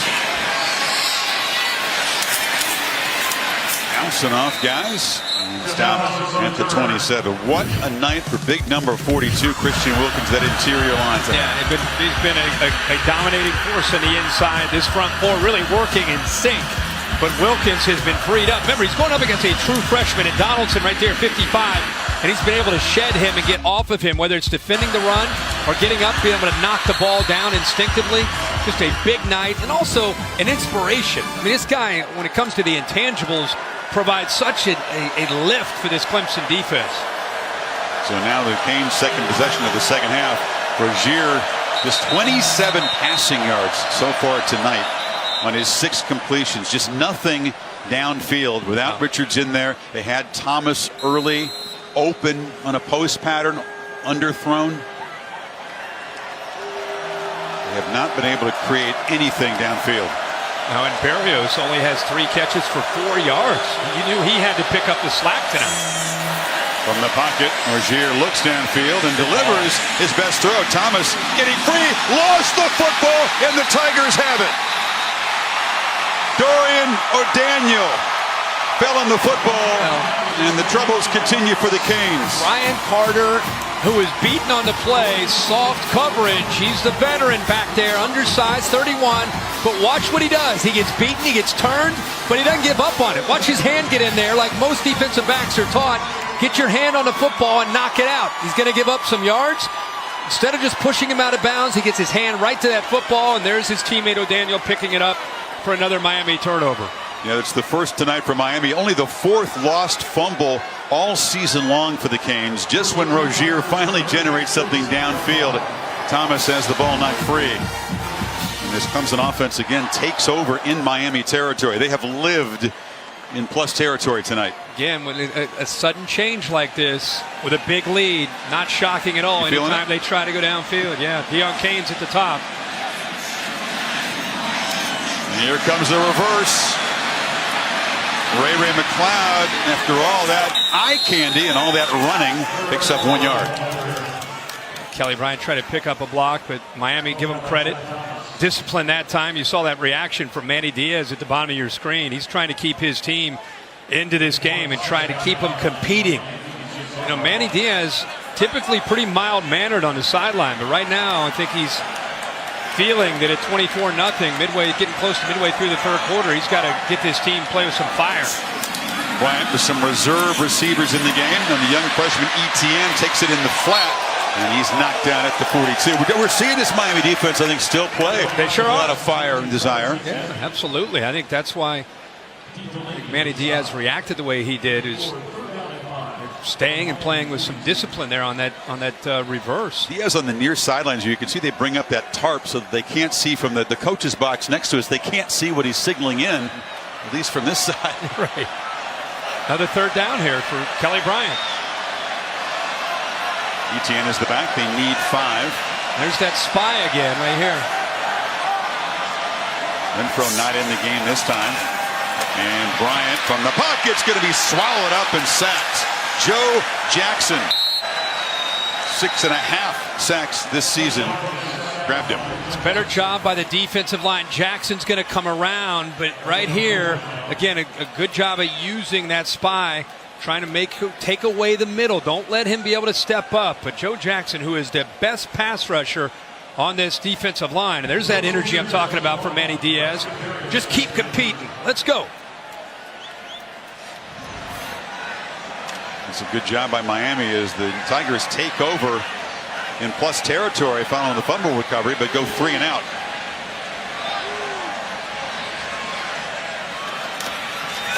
Spires again drops the point, kicks it high and short, and Berrios comes up to make the fair catch at the 16. Midway in the 3rd quarter, Rozier and the Canes still looking for their first scoring drive. Our Pacific Life game summary begins with Tigers' defensive dominance in the trenches. They forced 6 Miami punts, only allowed 4 Miami first downs, just whipping the offensive line, and then the fumble moments ago by Thomas. Just when it looked like Rozier might get something going. Bryant had plenty going early. He was 15 for his first 15 throwing the ball. Yeah, he really got off to a great start and been able to do a lot of different things, not just throwing the ball, but early he was being able to run, make plays with his feet. Give Miami's defense and Manny Diaz credit for keeping them competitive and in this game instead of shutting it down. Means from their 17 after an important stop by their defense. Rozier from the pocket delivers, and Barrios, that's the longest reception he's made so far tonight. First down to the 30. We've been asking where is 8? Where he's the captain, he's the leader, makes a great move, and that's an advantage there against the safety Van Smith, who has cover ability. Ball a little late, but because he got great separation, he's still able to make the play. The first down run up the middle there. Dexter Lawrence with the stop. Barrios, named last night here in Charlotte as the ACC's top scholar athlete, the Jim Tatum Award, and a candidate for the Campbell Trophy, the academic Heisman, which will be given out next week in New York City. 2nd and 8. Feed Homer again. It looked like he had nothing. He was able to break free for a short gain. Kendall Joseph grabbed him. 3rd down coming up. That defensive line just taking that entire left side away. Homer was fortunate to keep his feet moving and able to find a little bit of room to give him a little bit of a better chance here on 3rd down. And 3rd down, Kirk, once again for this offense continues to be a problem. Look, Clemson's great on 3rd down against most everybody, but Miami at 31% this year. Against FBS teams, you're at 29% converting on 3rd down. That's awful. And it's been a weakness for Miami all year. I mean, they're 2 for 9 tonight. Look at the Tigers jumping around. Not even in the stance, and there's an interception off the deflection. Ryan Carter's got it off the hands of Darrell Langham. Turnovers on back-to-back Miami possessions. Yeah, they're doing a good job of running to the football. When you run to the football as an entire defense, there are tip balls, there are fumbles, things happen. Here's the route right here. He works to the outside. Ball goes actually through, just right through the hands of Langham. And there's Carter. It's a good throw by Rozier. He gets the ball out. Langham, who's stepping in for Richards tonight, one of the receivers to try to help with Richards being down. Ball goes right through his hands, and there's Ryan Carter and making another big play. Forced a fumble last series. This time comes up with the interception. Very fitting for a veteran guy that's been around in his 5th year now. No doubt. He's a great story. But the 2 guys needing to step in for Richards have had turnovers now. Thomas and now Langham, and now Renfro goes back to work, finds a little open area, and makes a catch to the 40. I thought Manny Diaz made a good point this week. One of the things he really admires about Clemson and Kelly Bryant is how patient they are. They kind of just pick at your secondary and your linebackers. They just take what the defense gives you, and that's a credit to Kelly Bryant, his vision and his decision making. There's a pump fake, now flips it back to Choice on a screen. Choice accelerates, barrels down inside the 30. Let's go to Tom Rinaldi. Chris, there's no disputing all the attention the turnover chain has received. On Clemson's side, they simply said, according to Dabo Swinney, we're not that fancy. We just give each other a high five. But Swinney pointed out we've scored more points off turnovers this season than Miami has. That's proven to be key so far. Dabo knows all the stats, doesn't he, Tom? Joyce takes off. Hard shot delivered by Jaquan Johnson. Flag is down on that left side. Miami, by the way, has won the turnover battle 9 straight games. Offense number 74, 10-yard penalty, first down. Came in plus 17, tied with UCF as tops in the FPS. They are -1 tonight. Couldn't afford that. No, not at all. They had to be at least +2 tonight, I think, to have a chance. There's the hold right there with Simpson grabbing onto the jersey of R.J. McIntosh. I just cannot say enough about how cool it is to see how they rotate so many different bodies in at receiver and in at running back. And, you know, when you rotate that many guys, it gets guys to pay attention in practice and in meetings because they know they're going to play in the game. Empty backfield. McLeod collects it and squirts free. Ray still running and scoots out at the 20, and the Tigers right back in the red zone again. How fired up is Ray McCloud, a young man out of Tampa? Probably knows some of the guys that are playing from Miami tonight, but anytime you're from the state of Florida, he's able to somehow bobble that and then secure it, and then there's the acceleration. It's pulling away from Miami's defense. But Ray McCloud and Deion Kane, both from the state of Florida. Not many guys from the South Florida, most of those guys from North Florida, but Yep. Ray Kirk now has got 100 yards receiving tonight on his 6 catches.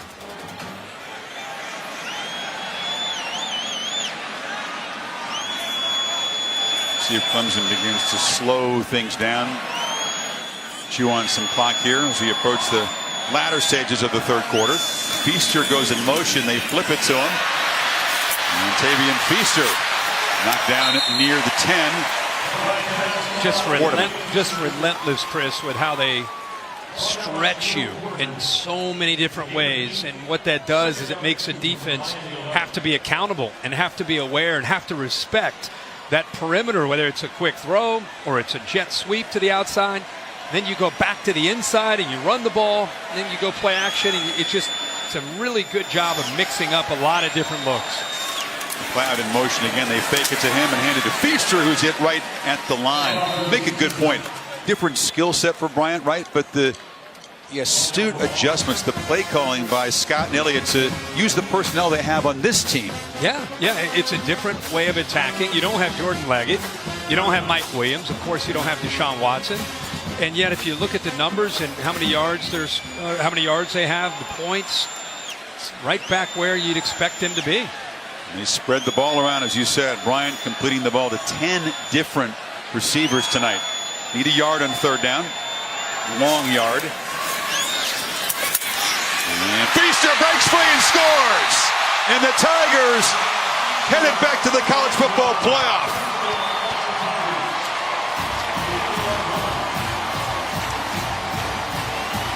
Just reading Chad Thomas off the edge. Stays a little wide. It's a give, read, and then physical running by Feaster. Remember, they're rotating 3 and 4 different backs in there. While this defense from Miami has had to defend up to 58 plays, because you're going up against Feaster and Etienne and Fuller and Choice, they're fresh and running hard. A relentless wave of fresh tailbacks. Etienne has a touchdown. Choice has a touchdown. Feaster has a touchdown. Bryant's run for a touchdown. And the Tigers putting their big paw print on another ACC championship game, lead at 31-0.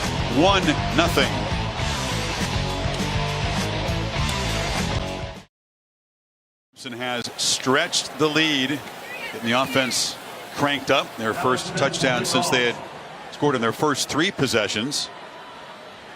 Spreading the wealth around. A deep team that arrives in the postseason not only with a bunch of experience and a championship pedigree, but much fresher at running back, at receiver, and on the offensive line. They play 8 offensive linemen. Yeah, I think they played 25 guys that play 10 snaps or more on the offensive side alone. Even our guy Brent Venables has been coaxed into using more guys on defense because the DC always wants to keep the starters out there as much as he can, right? Thomas from the 3. This time returns it to the left side. And will be knocked down across the 21. Cassidy Hebert for an important studio update. Important, but Herbie, hate to be the bearer of bad news. Just wanted to give you an update on Jake and Ty Herbstreit in the Tennessee AAA State Championship. This is Montgomery Bell's second touchdown, but they would fall to Brentwood Academy 28-14. Heck of a run for your boys. I know you're proud. Cassidy, man. bad guys win there, Kirk. Oh, yeah, that's all right. That's the 3rd time those 2 teams have met in a state championship. And Brentwood Academy, I think they're ranked like 6th in the country. They ended up winning their 3rd straight. Jay Dallas in the Wildcat for Miami. Takes a look. He's a high school quarterback, by the way. Dances for a short gain as Mark Rick, desperate to get anything going, looks to a wrinkle here. Clemson was ready for it, though. Yeah, anything that they could try to do right now. Obviously a different approach, different look for Mark Richt when you put... Do it again, and Rozier was at the boundary, and this time a quick burst by DJ Dallas, who was a receiver, pressed into running back duty when Walton got injured. Nice game. As you said, high school quarterback, wide receiver, and when he first got here, they had to move him over to tailback, so very familiar, knows what to do with the ball in his hands. 3 straight plays, and this is working. Miami fans saying, where was this a little earlier, Coach Rick? We like this wrinkle. Instead of a wrinkle, you just keep going with it. Now Rozier gets back into the lineup and actually lines up out at wide receiver. He moves from the left side to the right side. 4th consecutive play with Dallas in the Wildcat. They bring Cager in motion. Flip it to Rozier. It's a flea flicker. Looking downfield. Barrios lays out. Can't get it. The Tigers were all over it. He wasn't running free. Miami did all that stuff to get a deep shot. And the quarterback did what they coached him not to do. Couldn't put the ball in play. Yeah, just misconnecting here. Great effort by Barrios. I thought we might see more of this stuff early in the game, frankly. They didn't have the ball a lot. No, and the game got out of hand pretty quickly. But I thought they might go to some gadgets in the first half. Yeah. I think as things got out of control, maybe some of those gadgets got put on the back burner. And they need 4 yards here. As you're back at quarterback. And began batted down and intercepted. Running is Kendall Joseph. Finally tackled by the quarterback, but another Miami turnover. The 3rd in the half. It was deflected up front by Lawrence and picked off by Joseph. Boy, Dexter Lawrence is having a football game. We've talked so much about Christian Wilkins, but it's the same approach. The big fella right here kind of works his way to the outside, and instead of getting to the quarterback, he takes a peek, works right there, little stunt, and then gets up right there at 6'4". And just like we saw in the last couple possessions, a Clemson defender in the right spot. Great deflection. Kendall Joseph with his eyes on the football, showing some athletic ability to be able to make that interception. And look at Brent Venables, got to be so excited with the way his defense is playing right now. The last 3 Miami pass plays have resulted in turnovers. The fumble by Thomas and now 2 interceptions. And Tigers set up at the 13. Looking to stretch the lead before even the end of the 3rd quarter. Hurricane defensive coaches, Diaz trying to get their guys' attention here. Fuller loses the ball. And the Canes, instead of scooping it up and running with it, knock each other off of it. They do. But they never had signal Clemson possession. It's been that kind of a night. Yeah, I think Sean Pollard, number 76, got on it. And the ball, first you're thinking Miami, they're going to try to scoop and score. Then you're thinking, okay, somebody's got to try to at least get on top of the football. This ball's on the ground. You see 3 white jerseys all over it. Johnson, the safety, the middle linebacker. Pinckney just ripped it out. Yeah, 56 is there. They're fighting over it. Looks like Pinckney has it, 56, but the ball just stayed loose. And eventually it's Sean Pollard, the right tackle, who ends up pouncing on the ball. Second time tonight they've not been able to recover a fumble. They had it. Now Kane, end zone, touchdown!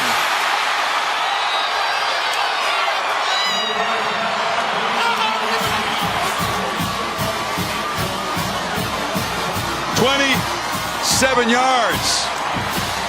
And Kelly Bryant filling those big shoes. Different style, but executing every bit as well as Deshaun Watson did in these ACC championship games. And that's the risk you take when you leave your corners on islands against Deion Kane and against these wide receivers on the perimeter. Eventually, Kelly Bryant's going to try to take a peek and take a shot downfield, and it's exactly what he did. After they were fortunate to pick up the fumble, Deion Kane just got isolated one-on-one with Malik Young. Undersized corner, but it's the matchup that's right out here. But I want you to watch the little move to the inside right there. And now Malik Young is done. And now it's just a matter of putting it up and giving Deion Kane a chance. But it was off the ball where Deion Kane made that move on Malik Young. Well, they knew that against a team as good as Clemson, Miami had to take all their opportunities, make all the plays, a little luck, and the inability of Diaz's defense to recover a fumble that they should have had with a second time results in a Clemson touchdown. I keep saying this to you, it breaks, but every time I look at Kelly Bryant, I see Cam Newton. He's got that kind of look, the smile. One of the times at break, he looked up at the jet sky cam and just kind of smiled. He's wearing that number 2. He's playing at Cam Newton Stadium. Yeah. I don't know. He just has that Cam Newton flair to him. Panthers on the road. Cam, of course, wearing number 1 now with the Panthers, but of course 2 in Auburn. That's a good comparison. Got that look. Again, different personality. Chilled, laid-back guy from a very small town about 50 minutes away from Clemson's campus. DJ Dallas will take a knee. Ricky talked in the open about Kelly Bryant's passing chart. Would he be able to create anything downfield? I think he has. He sure has. You know, that last pass, of course, for the touchdown, but even working the left, he's kind of mixed up. Typically, I think 89% of his passes are to the left or to the right on the perimeter, and 85% are under 15 yards. So he's taken some shots, but you can see how they work that left side. 12 of 14 with some of the shorter throws. And again, a lot of times it's kind of an extension of their running game. It's about opening up other potential plays when they stretch you horizontally. So 3 Miami turnovers in the second half have doomed them. Rozier going to be sacked. They are just going backwards now. Clemson hungry. Backups in there just swarming. That's Albert Huggins, one of those backup tackles. You know, Bryant is a guy that has a great perspective. And part of the calm as a player, Kirk, he tells us, it comes from what he went through as a young guy. He's battled Crohn's disease since his freshman year of high school. Had a serious health scare. He was vomiting blood and had to have emergency surgery, a second operation in the spring and summer before his senior year of high school. Lost 50 pounds in the hospital, had to use a walker. Clemson didn't back off on their offer to him. And they're glad about that. Think about that for a second. Before your senior year. Yeah. I mean, that's crunch time for a lot of guys. I mean, that's where it's all in front of you, all your dreams, and to go through that. He's talked about the fact that he had to wear a colostomy bag. He had to put it underneath the tux going to prom, and he had to wear it through spring practice. Now, the coaches let him go out and throw. He couldn't take contact, but imagine that, going through that, coming back having a senior year, and now stepping in and quarterbacking Clemson to an ACC championship. And imagine Clemson sticking with him through all that. They don't make many wrong moves. The end of 3 in Charlotte. Back after this message and a word from your local ABC station. It's all Tigers here. Christian Wilkins singing along to God Bless America after the end of the third quarter. Hit the high note, big fella. Hey, when you're up 38-0, you're down there having a little bit of fun. He belted that out with gusto. And he's played with a whole lot of gusto. A lot of the backups for Clemson's defensive front in the game. Wilkins getting a rest for the moment. False start. Offense number 55. 5-yard penalty. Third down. Duquesne's offensive lineman told me that they go against great D linemen in practice every day, that they would be ready for this Clemson challenge up front. That Clemson was just another team on their schedule, but it has not worked out that way. That's false bravado. That's absolutely right. And you see the second unit, most of the second unit defense. And keep in mind, there's still a shutout for Miami. And this first team defense takes a lot of pride in how this second unit goes into the game. You and I called a game earlier this year.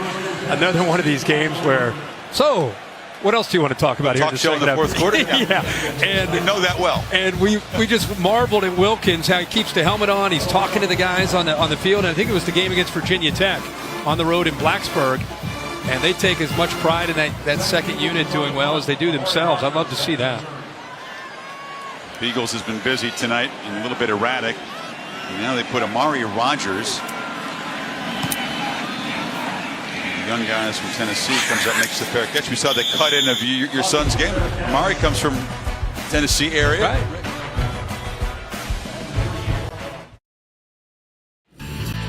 Well, the score here not yet as bad as it was the last time these two teams met in October of 2015. Clemson players felt that Miami had talked a little trash before the game. They went out and dropped the bomb on them. This is a low point. This was the worst loss in Miami history. Kelly Bryant off the bench had a touchdown. Rozier threw a couple of interceptions. And that was the game that Al Golden was fired soon after. Miami legends were outraged on Twitter. Their fans were brawling. It was a change of quarterback, by the way. They brought in backup now. We're going to get a look at Hunter Johnson, who's the true freshman. He battled Bryant and Zara Cooper, briefly for the job. Bryant obviously winning it out, but Johnson's gotten a look at plenty of games. As Clemson's won some lopsided games. To circle back to that loss, this is nothing like that Miami team that got routed. But new regime trying to build the program up. Rogers collects it and is dropped at the 31. This is kind of part of that growing process. It's kind of part of what Mark Richt has to experience with this group. I mean, they're going to continue to recruit, continue to build. Got a taste of this year, had a heck of a run. They're recruiting nonstop, and they're recruiting this week. And Mark Richt's going to get home to South Florida about 4 o'clock in the morning with the charter, take a shower, go to the airport. He's going to be on a plane to Las Vegas to try to cement one of the guys who's been verbally committed to Miami already. But that's what you do. The early signing period of December 20, a new wrinkle this year for recruiters, is up the ante. Off the edge, Hunter Johnson spun around and sacked by Michael Jackson, the corner blitz for the Canes. Yeah, I think that's, again, you got a young quarterback and game's out of reach right now. Jackson came and it's just a side adjust. When you have a corner blitz, the receiver just turns and expects the ball, and young Hunter Johnson, you see his eyes to the right, receiver there to the left, anticipating getting that football, and it just never came. Ran into the quarterback and appeared to have hurt his left shoulder. Jackson being looked at briefly by the trainers on that sidelines. The Tigers will punt. Yeah, recruiting, feeding the pipeline, it never stops. Clemson's coaches on the road weren't even at the walkthrough here yesterday because they're out trying to sign the next wave.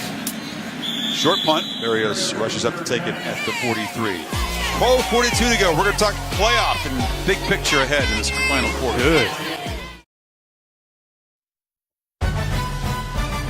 The 2017 Dr. Pepper ACC Football Championship game on ABC is brought to you by Dr. Pepper, the one fans crave, and in part by Pacific Life. Experience the power of Pacific. Clemson very close now to their third consecutive ACC championship. Looks like the drought for Miami will continue. Their last conference championship was back in 2003 in the Big East. They got a piece of it, even though Virginia Tech beat them head-to-head. And their last outright was the year before that, the 2002 team that had the long winning streak eventually snapped in the BCS championship game by Ohio State in the desert. Yeah, I think they're definitely building back to that. I think Mark Richt, just his background there and as a player and really knowing what it takes, building a fence around South Florida high school football. No doubt the recruiting class they're assembling very highly rated. This won't be the last time that Richt and the Canes are in the ACC championship game. Rozier rolling out, chased, and turns upfield and scoots into Clemson territory. First down at the 44.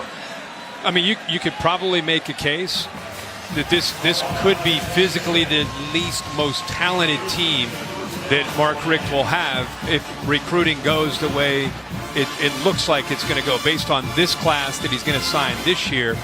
And you assuming he continues to build, it's only going to put that foundation. It's going to make it stronger and stronger and stronger. It's the first year they get back to the full 85 scholarships. The sanctions were devastating. Absolutely. Getting the new facilities. They have an indoor facility they hope to have online at the beginning of next season, which will help. Rozier delivers and into traffic, incomplete. A.J. Terrell, true freshman, was defending Langham. I just love to see great coverage by corners because it's such a tough thing. It's a back shoulder fade, but watch Terrell right here. Watch him work. It's almost like he's playing basketball there with him. But instead of running downfield blindly, just thinking it's going to be a fade or a deep ball, he sensed that the receiver started to slow down and look back, expecting a back shoulder fade. He worked back with him. Those backups in there still trying to protect the shutout. Rozier, no chance on the sideline to make a play. And he was knocked down by Chad Smith, the backup backer who came on the blitz there. Pacific Life game summary, looking at this quarterback comparison. And Kelly Bryant started sharply, 15 for 15 to open this game. He's been an effective runner, and Rozier's just never gotten untracked. Not at all. He's been able to run the ball 4 times, 22 yards and a touchdown. And been a tough night, tough couple games. for this Miami offense. Last week against Pitt, we all thought, even despite the injuries, they might come out and have a little bit of spunk and have a chance to maybe make some plays through the air. Got to hurry here. Just get it off, and from the pocket, Rozier delivers a high throw over the head of Barrios, who was open. And that was part of the problem in that Pitt game. Mark Richt kind of quietly said they counted him up. There were 12 open receivers that Rozier was not able to connect with. Missed another one right there. Well, when Pat Narduzzi puts 7 or 8 guys at the line of scrimmage, leaves his corners on islands, and begs you to throw the ball, you got to throw. You got to execute to get them out of that coverage, and then you can go back to trying to run the ball. But Miami was never able to make them pay for that, and I think we've seen some of the same tonight with what Clemson's done. New punter for Miami, Jack Spicer, who's the holder, comes on to spell Fiegels, and ugly looking punt, but it's going to be effective. The roll dead down at the 10. 11:37 to go.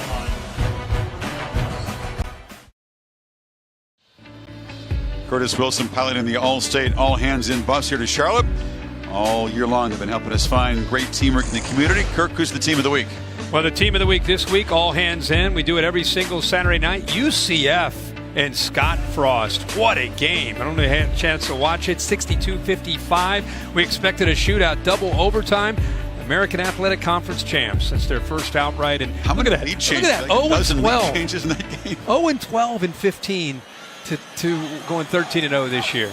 Zarek Cooper, the third Clemson quarterback of the night. He gets a turn and hands the ball to Fuller. They drew 74,372. Second most in the ACC title game history. Nice big crowd. Miami brought a bunch of them. Some of them have hung around, but Clemson's fans still over there on their feet, savoring another huge postseason performance by their team. This is Fuller knocked down at the 11. Now, Dabo Swinney, we talked yesterday. The expectation, of course, Clemson wins, they're going to hold that top seed, and the top seed in the playoff gets the geographically favorable semifinal. That's the Superdome. Now, Dabo and his Alabama teammates beat Miami from the national title in the Superdome 92 season. He had not been back to New Orleans since then until he accompanied Deshaun Watson to New Orleans for a Manning Award. He found out as the car pulled in, the event was in the Superdome. Cooper back to pass, slofts it downfield, a shoving match. Higgins not able to come up with a catch. He kind of gave the DB a shove. There is no flag, but Dabo pulls into the Superdome. So excited to be back there. The memories start flooding back. I haven't been there since January of '93. So he takes his phone out, takes pictures, goes back to Clemson in the spring, says, guys, I've seen it. The Superdome. I won a championship. That's our destination. That's where we're going to be in the semifinal. Looks like it's going to be pretty prophetic. Yeah, I love that. It reminds me of when Mark D'Antonio took pictures of the Rose Bowl and went back to East Lansing and said, guys, this is the goal. But for him, being a player on that Alabama team to beat Miami in the 92 season, and to take it back and say, hey, fellas, this is the goal, top seed. This is where the top seed goes. They're going to get that chance. Keep in mind, the top seed has not yet won college football playoff in the first 3 years. None of the top seeds were able to complete the mission, but that's another talk for another day. Miami back to work. Clemson 10-24 away from another trophy. A reminder that Star Wars: The Last Jedi is in theaters on December 15th. Back here on Earth in Charlotte, North Carolina. You a Star Wars guy? Tigers up 38-0. Who isn't a Star Wars guy? Yeah, I am too. Of course. Yeah. We took in the premiere a couple years ago. I'm still talking about that. Every single time I mention the new movie, cool. You harken back to that. It was a fun Han Solo was like 10 feet away from us. Guy Matthew McConaughey. It was a star-studded event. It was awesome. I'm counting the days down myself. I love it. Rozier and the Canes now just about pride, trying to avoid the shutout. Thomas on the end around, nothing doing. He's given a shove out of bounds as we check in with Cassidy Hubbard.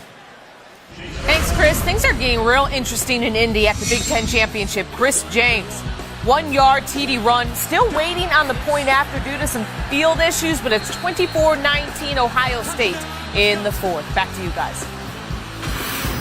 Yeah, they're having some field issues, to say the least. They're trying to dig up some of that field turf. You get the rubber pellets all over the place. You're not suggesting that that's a more dramatic game in Indy than one we have here. I mean, we would never suggest that. They're having field issues in Indy, and we're having clock issues here. For some reason, this thing just won't keep moving. Is it counting upwards? I think it's going up. I think it's heading north. Woo!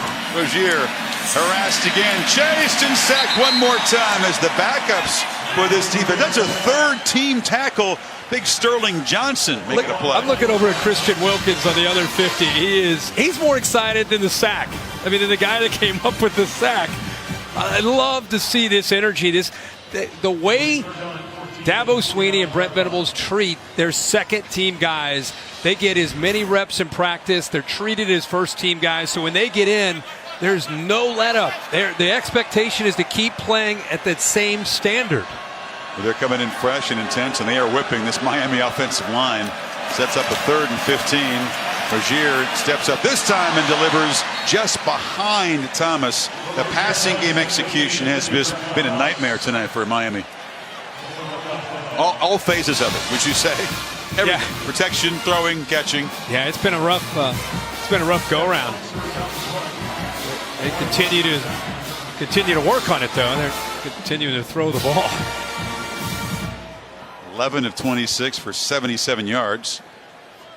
Beagles, the punter, got so worn out they've gone to Spicer now. And here's his second punt. That's a beauty there, Chris. I know you didn't like the last one. But it bounces into the end zone. I'm trying to hold on here, big fella. Don't get me going. The College Football Playoff Rankings brought to you by AT&T. And Georgia will zoom from number 6 up into the Final Four as they knocked out Auburn. Tough. Auburn have to play a rematch of their win at home in the Bulldogs' backyard, and it was emphatic. Yeah, it sure was. Congratulations to Georgia and Oklahoma, and now Clemson. Clemson will be, in my opinion, they're going to be at 1. You're going to have Oklahoma at 2. No matter what happens with Wisconsin, pretty good chance you could see Georgia move up into the top 3, and we'll see if Wisconsin is able to come back and knock off Ohio State. 12.5 minutes to go in that game. Here's a handoff in a short game. I think the intriguing thing is going to be the seedings. You would put Oklahoma seeded number 2. I would. After this Clemson team. Yes. Georgia at 3, and yes. then whatever happens after that, whether it's Well, if Wisconsin wins, coming it's back clearly and Wisconsin. You'd still put Wisconsin undefeated if they come back and win the game under. Yeah, I would. The other 3 teams. If you're asking, yeah. Okay. I mean, I don't know what the committee's going to do, but I would. And then if Wisconsin loses, then you got an Ohio State-Alabama debate. C.J. Fuller takes a handoff from Hunter Johnson, who's back in the game. And I think when you have an Ohio State, if Ohio State beats Wisconsin, the Ohio State-Alabama debate, on paper, if you look at Ohio State 3 wins that are in the top 16, maybe 2 of those in the top 10, they'd be a conference champion. Alabama didn't go to the SEC, but the committee is going to look at Ohio State and Alabama if they say Alabama is a better team. Because I think Alabama's, if you watch Ohio State again tonight, you watch how Alabama's played throughout the year, committee very easily could just say Alabama's better, and then therefore still put Alabama in over Ohio State. More on that in a second as Johnson drops back, delivers incomplete. Now, the mantra's always been the best 4, the best 4, the best 4, not the most deserving 4. But you look at resumes, things that you can tangibly line up when you compare teams, and that goes to most deserving. And Ohio State would have a better resume than Alabama. So they would. When those 2 teams are debated, well, you're going to have 3 different recusals. 3 different people are going to have to leave the room. Yeah. And it's going to be decided by the other 10 if it comes down to a debate of those teams. And Ohio State has to hang on to make that the case. Yeah, they got to win the game. But it's an interesting way of putting it. Most deserving or best. I've always been a big believer. I'd love to see the 4 best teams in the playoffs. It's a low punt. Scoots along the ground. Hits a Clemson player. It did not touch a Miami player, did it? I don't think so. Are they signaling that it touched a Miami player? Yeah, it did. It hit Malik Young. Well, Malik Young has had a tough night. He's the guy that failed to come up with the fumble. He was beaten in a touchdown by Kane, and now it may have touched him. They can review this to see if, in fact, it did. It looked like it hit his leg. Oh, just between the legs. Did it graze a leg on the way by before it hit a Clemson player? We'll bring in Dave Kataya. Let's take a look. He went between the legs. Yeah, it did just touch him. Yep. Just touched him in the hamstring. Those kind of low punts are really designed to create this kind of havoc. Yeah, you could see there for sure it hit him. The kicking team blocked a member of the receiving team into the ball. By rule, the touching is ignored. First down for receiving. So Jeff Flanagan explaining that Clemson player pushed Young into the path of the ball. So Dave, there is no turnover there. The interesting thing is, if the officials on the field rule that the player was blocked into the touch, that part is not reviewable. The only part that's reviewable is whether the ball was touched on it. But if they rule being blocked into it, then the touching's immaterial, because by rule it didn't occur. Well explained, Dave. We appreciate that you're hanging in there, showing that focus and the intensity deep in the fourth quarter here for us, as you have all season long. 7:34, Davey. Gotcha, boss. What you'd give Herbstreit for a running play here, or a completion inbounds, or an arena clock.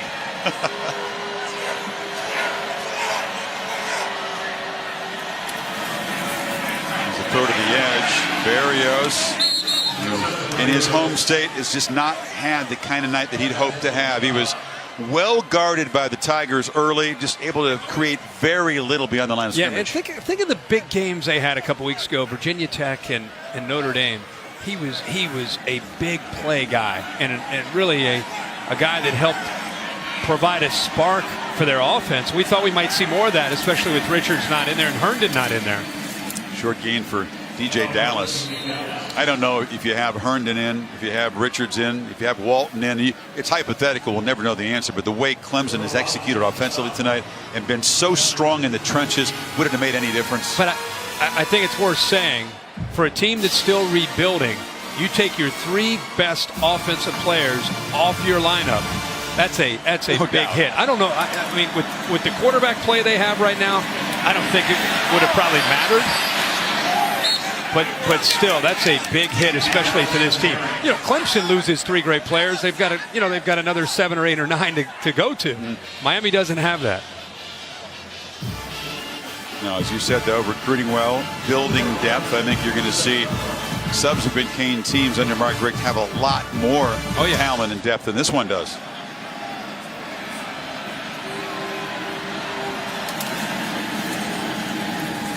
Dallas works free. DJ Dallas, first down at the 37-yard line. In Miami, would love to get that goose egg off the board. That 58-0 we showed you a couple of years ago, which was the low point, the home loss, Golden's final game.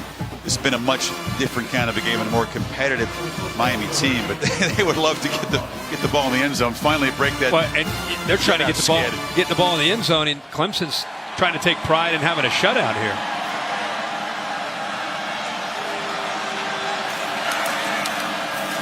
Algier looking over the middle. Barrios has got it down at the 15, and the Canes are in the red zone. First time tonight. Let's take a look at Rocket, the camera Rocket here. He works into the middle of this defense. Gives you a different perspective there. You see the quarterback and the offense coming at you. And another play made on the far side by Barrios is wrestled down inside the 10. He gets up kind of limping. They came in down a few men with injuries, and they've had guys nicked up almost from the first series, mostly on the defensive side. And Barrios struggling. He'll apparently stay in the game. He is not looking 100%. He's in the right slot, 2nd and 4. Clemson fans making noise here. Homer on left end, knocked down short of the marker. The Tigers band, which is down there, the fans in that end zone, they're also trying to join in this defense and protect this shutout.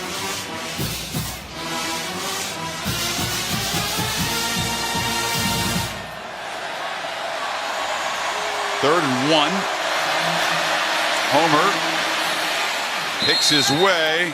Knocked down right near the line.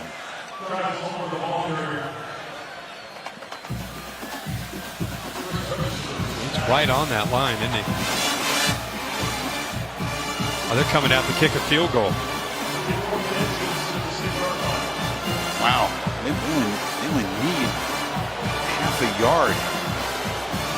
You think that shutout doesn't mean something? I got to tell you, you got to be kidding me. Badgley He can inch closer to Miami's career scoring record. He can get within 2 points of Burks' record. He converts from 22.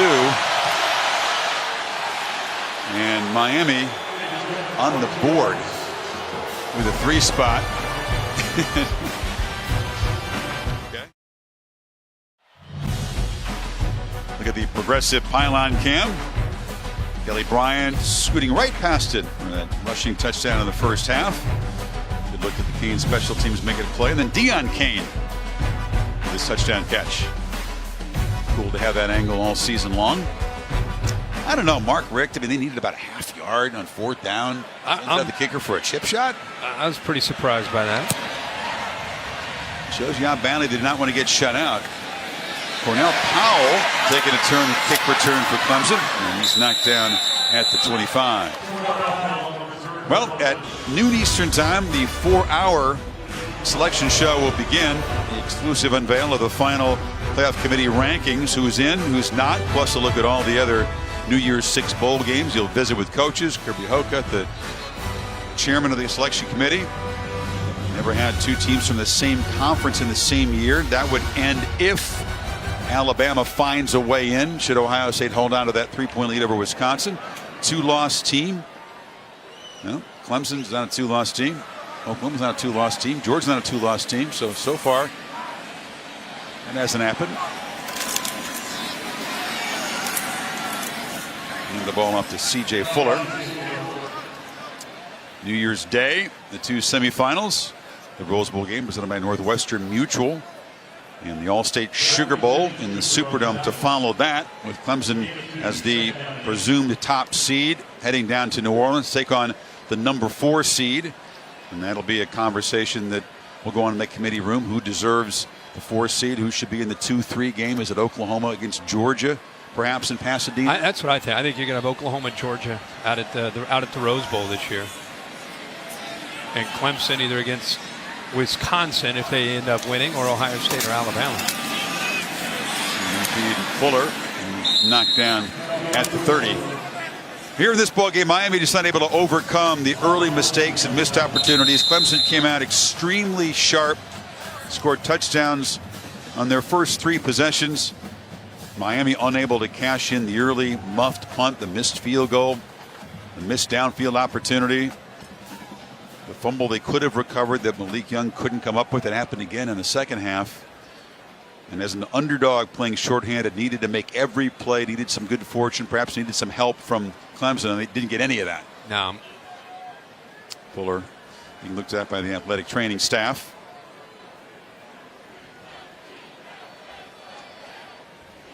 ESPN3.com is the place to go for live coverage of the trophy ceremony. We expect that most of those who would stay tuned for that would be Clemson fans wanting to see Dabo and the Tigers raise yet another trophy. Chris, I'm just looking over the stats, and it's crazy to look 38-3, and the game got out of control pretty early, but only 68 yards rushing for Clemson tonight, 248 yards through the air. Goes against what they've done all season long. It looked more like last year's offense. Yeah. Cooper a slant in traffic. He just delivers a little dart. And coming up to make the catch is T.J. Chase, freshman. The Dr. Pepper Unrivaled Player of the game is Kelly Bryant, quarterback. Pulling into the that was like the bus when they blew up the Georgia Dome. There they go. There we get a good look. That was at beautiful. The man who completed his first 15 passes tonight ran for a touchdown. He said he didn't have to duplicate Deshaun Watson's gaudy stats in these postseason games, but he came pretty darn close. I'm telling you, he is Cam Newton's swag. The big smile. Less baggage. Oh yeah. I'm not saying. I'm just saying his look. We got the towel. I'm talking about at Auburn, the number 2. Remember Cam was at Auburn? He had always had a big smile. Kelly's got to get out from behind those signs. We're trying to give him some love, and you got everything in the world over there. Crying emojis and all kind of stuff on the signs. I think Tupac was even up on the board, wasn't he? And everybody. What is the Tupac play? Going deep. It's 6 on the board. Final minute here, Mr. Herbstreit in Charlotte. When you're talking about Tupac, I know it's time to turn out the lights. I just... Well, Cassidy will be along with the Ford wrap-up show right after the game. She'll update those of you clinging with us here what's going on in Indy. And the playoff discussion that will begin, I'm sure you will be on SportsCenter. We'll kick it around after that. Clemson going to claim another ACC crown. And the defending champs will be very difficult to dethrone in the playoff. They're going to get him. They're going to get him. Bryant and Farrell, two big defensive ends. And he's got the nice white sweatshirt on, too. This is going to look good. Oh, yeah, you got it. Oh, Wilkins is going to get in on it, too. Oh, you got a good shot here. Go for it, guys. Right now. Go get it. Your break. Go get it. Your break. Go get it. Quick. Hurry. Go get it before he starts jogging. Oh! Yeah, baby. Yeah. They got him real good. Gatorade bath. A whole lot of big hugs. And Dabo Sweeney consoling Mark Rick. Two guys that have a lot in common. They are just decent to the core. Dabo's team way too good. Mark Rick's saying you got a great team. Maybe one of these days we'll catch up to you. Now Dabo freshly doused that nice wet white sweatshirt colored orange now as we send it down to Tom Rinaldi. Dabo, I have a feeling you don't mind that dousing and you like the color orange too. After you lose an iconic quarterback, 3/4 of your offensive production from a season ago, you win another conference title. How do you do it? Well, good Lord, that's all I can tell you. God has blessed me to be with a place like Clemson with a bunch of great young men that believe and buy in and show up, a great staff. And it's just a blessing. 29 years since we've won it 3 times in a row. And, we've talked, let's go win that Triple Crown, man. And, to see these guys today, kind of in that final leg of what we talked about for the ACC, man, they finished strong today. And I'm really proud of them. Great to see the turnovers on the Clemson side. And but let me tell you, hats off to Miami. I think the world of Coach Rick and what a job they've done this year.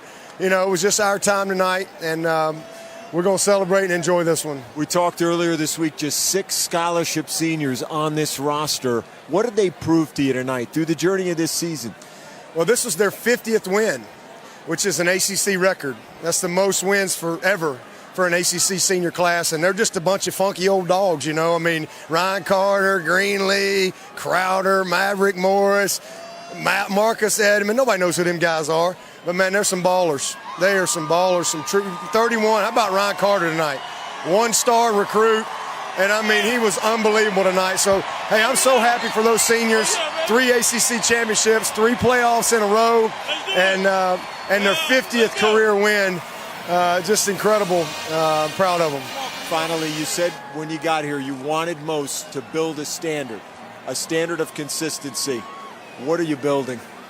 Exactly that. We're a program that feels like they got a chance every year. But the biggest thing is, you got to think the right way. And we got a bunch of young people that just choose to think the right way. They truly believe week in and week out, and they focus on themselves. It's an inside focus. You got to win on the inside before you ever blossom and win on the outside. And that's the epitome and the heart of our team shining through tonight. Congratulations. Go get dry, Dabo. Thank you. God bless. Let's go to Maria. Thank you so much, Tom, here with Christian Wilkins. And you guys don't have turnover chains, but you do give high fives after you get turnovers, and you had 3 of them in this game. What was the mentality of the defense coming into this one? We just knew, we had to be dominant. We had to be physical. We knew we had to win the turnover margin. We know they're a team that, forces a lot of turnovers and everything like that. And we knew if our offense took care of the ball and we forced a few turnovers, man, we'd be in position to win it. But definitely a lot of respect for Miami because, we didn't expect to do this tonight. They're a good team. They played great all year. The U is back, you know what I'm saying? So, they didn't make it easy on us, just preparation and everything, get ready for those guys. But definitely had a lot of fun out here tonight. Your coach said you guys talked about winning the Triple Crown, 3 straight ACC championships. What was the statement you were looking to come out here and make? Yeah, like you said, just make a statement. Just be who we are. We didn't have to play perfect. We just got to be Clemson. This is a part of our DNA. This is what we do. I'm so happy this is my 3rd straight. It's something remarkable. I definitely don't take it lightly because it's something great to do, something great to accomplish. Every time, you can win a championship and everything like that. Appreciate you, Kello. But yeah, definitely. All right, well, your friend's back, Kelly Bryant. Thank you so much for showing up. He ran away from the post-game interview. How does it feel? At every single level, you have matched the intensity. You have not let a drop-off happen here as you stepped into Deshaun Watson's footsteps. What does it mean to win the third straight ACC championship with your Clemson Tigers? Well, just like you said, ACC, another Clemson championship. We knew what was on the line tonight. You got to give credit to Miami. They're a great team. But, we wanted more. It was a great team showing. I'm just happy to come out on top. So I'm a little tired. You're tired from running back and forth and giving high fives to fans. You weren't tired when this game started, though. Right. You completed 15 straight passes. I mean, what was working early in this game for you? We're just in a rhythm. Everybody, the offensive line was blocking good. Receivers, running back, we were all on the same page. We were clicking. We was playing Clemson football. Clemson football, and coaches said that you guys were coming in here wanting to win your third straight title. I mean, what was the focus that you had coming out? It was just a Zoom focus to get the job done. We wanted to finish strong, and that's what we did. Thanks for your time, Kelly. Congrats. Thank y'all. Just being Kelly B. Just being Kelly B. That's plenty good enough, Maria. 17th ACC title for Clemson. It's their fourth in the last 7 years. Dabo delivering one in 2011 when Taj Boyd was a first-year starter, like Bryant winning a conference championship. And it's a team that we spotted it from the beginning. They know how to play when the orange britches go on and it's a big game and a postseason game. They just click into that mode. No doubt about it. And I don't think Miami was ready for what they were going to face tonight. They thought they were. They were excited. They were motivated. But you got to give Clemson and the offensive staff a lot of credit. He just used a word that I talked about in that first half, rhythm. Kelly Bryant was in command. He was decisive with every decision he made. 15 of 15 to start a game. The defense is forcing 3 and out. It's a pretty good recipe to be able to pull away. They were up 14 just like that. Never looked back. A couple years ago, they had the big pizza party to celebrate going into the playoff. No party necessary. This is business as usual for Clemson. Next up is the Superdome as the almost certain top seed in the college football playoff. Who can dethrone this team? 38-3, Clemson over Miami. Our game was produced by Bill Bunnell, directed by Derek Mobley. We appreciate the hard work of everyone here in the booth and our entire crew. We've enjoyed being with you all week or all year long here on ABC and ESPN. We'll see you in the semifinals on New Year's Day. The post-game ceremony up on ESPN3 for a wrap-up right now with Cassidy Hubbard.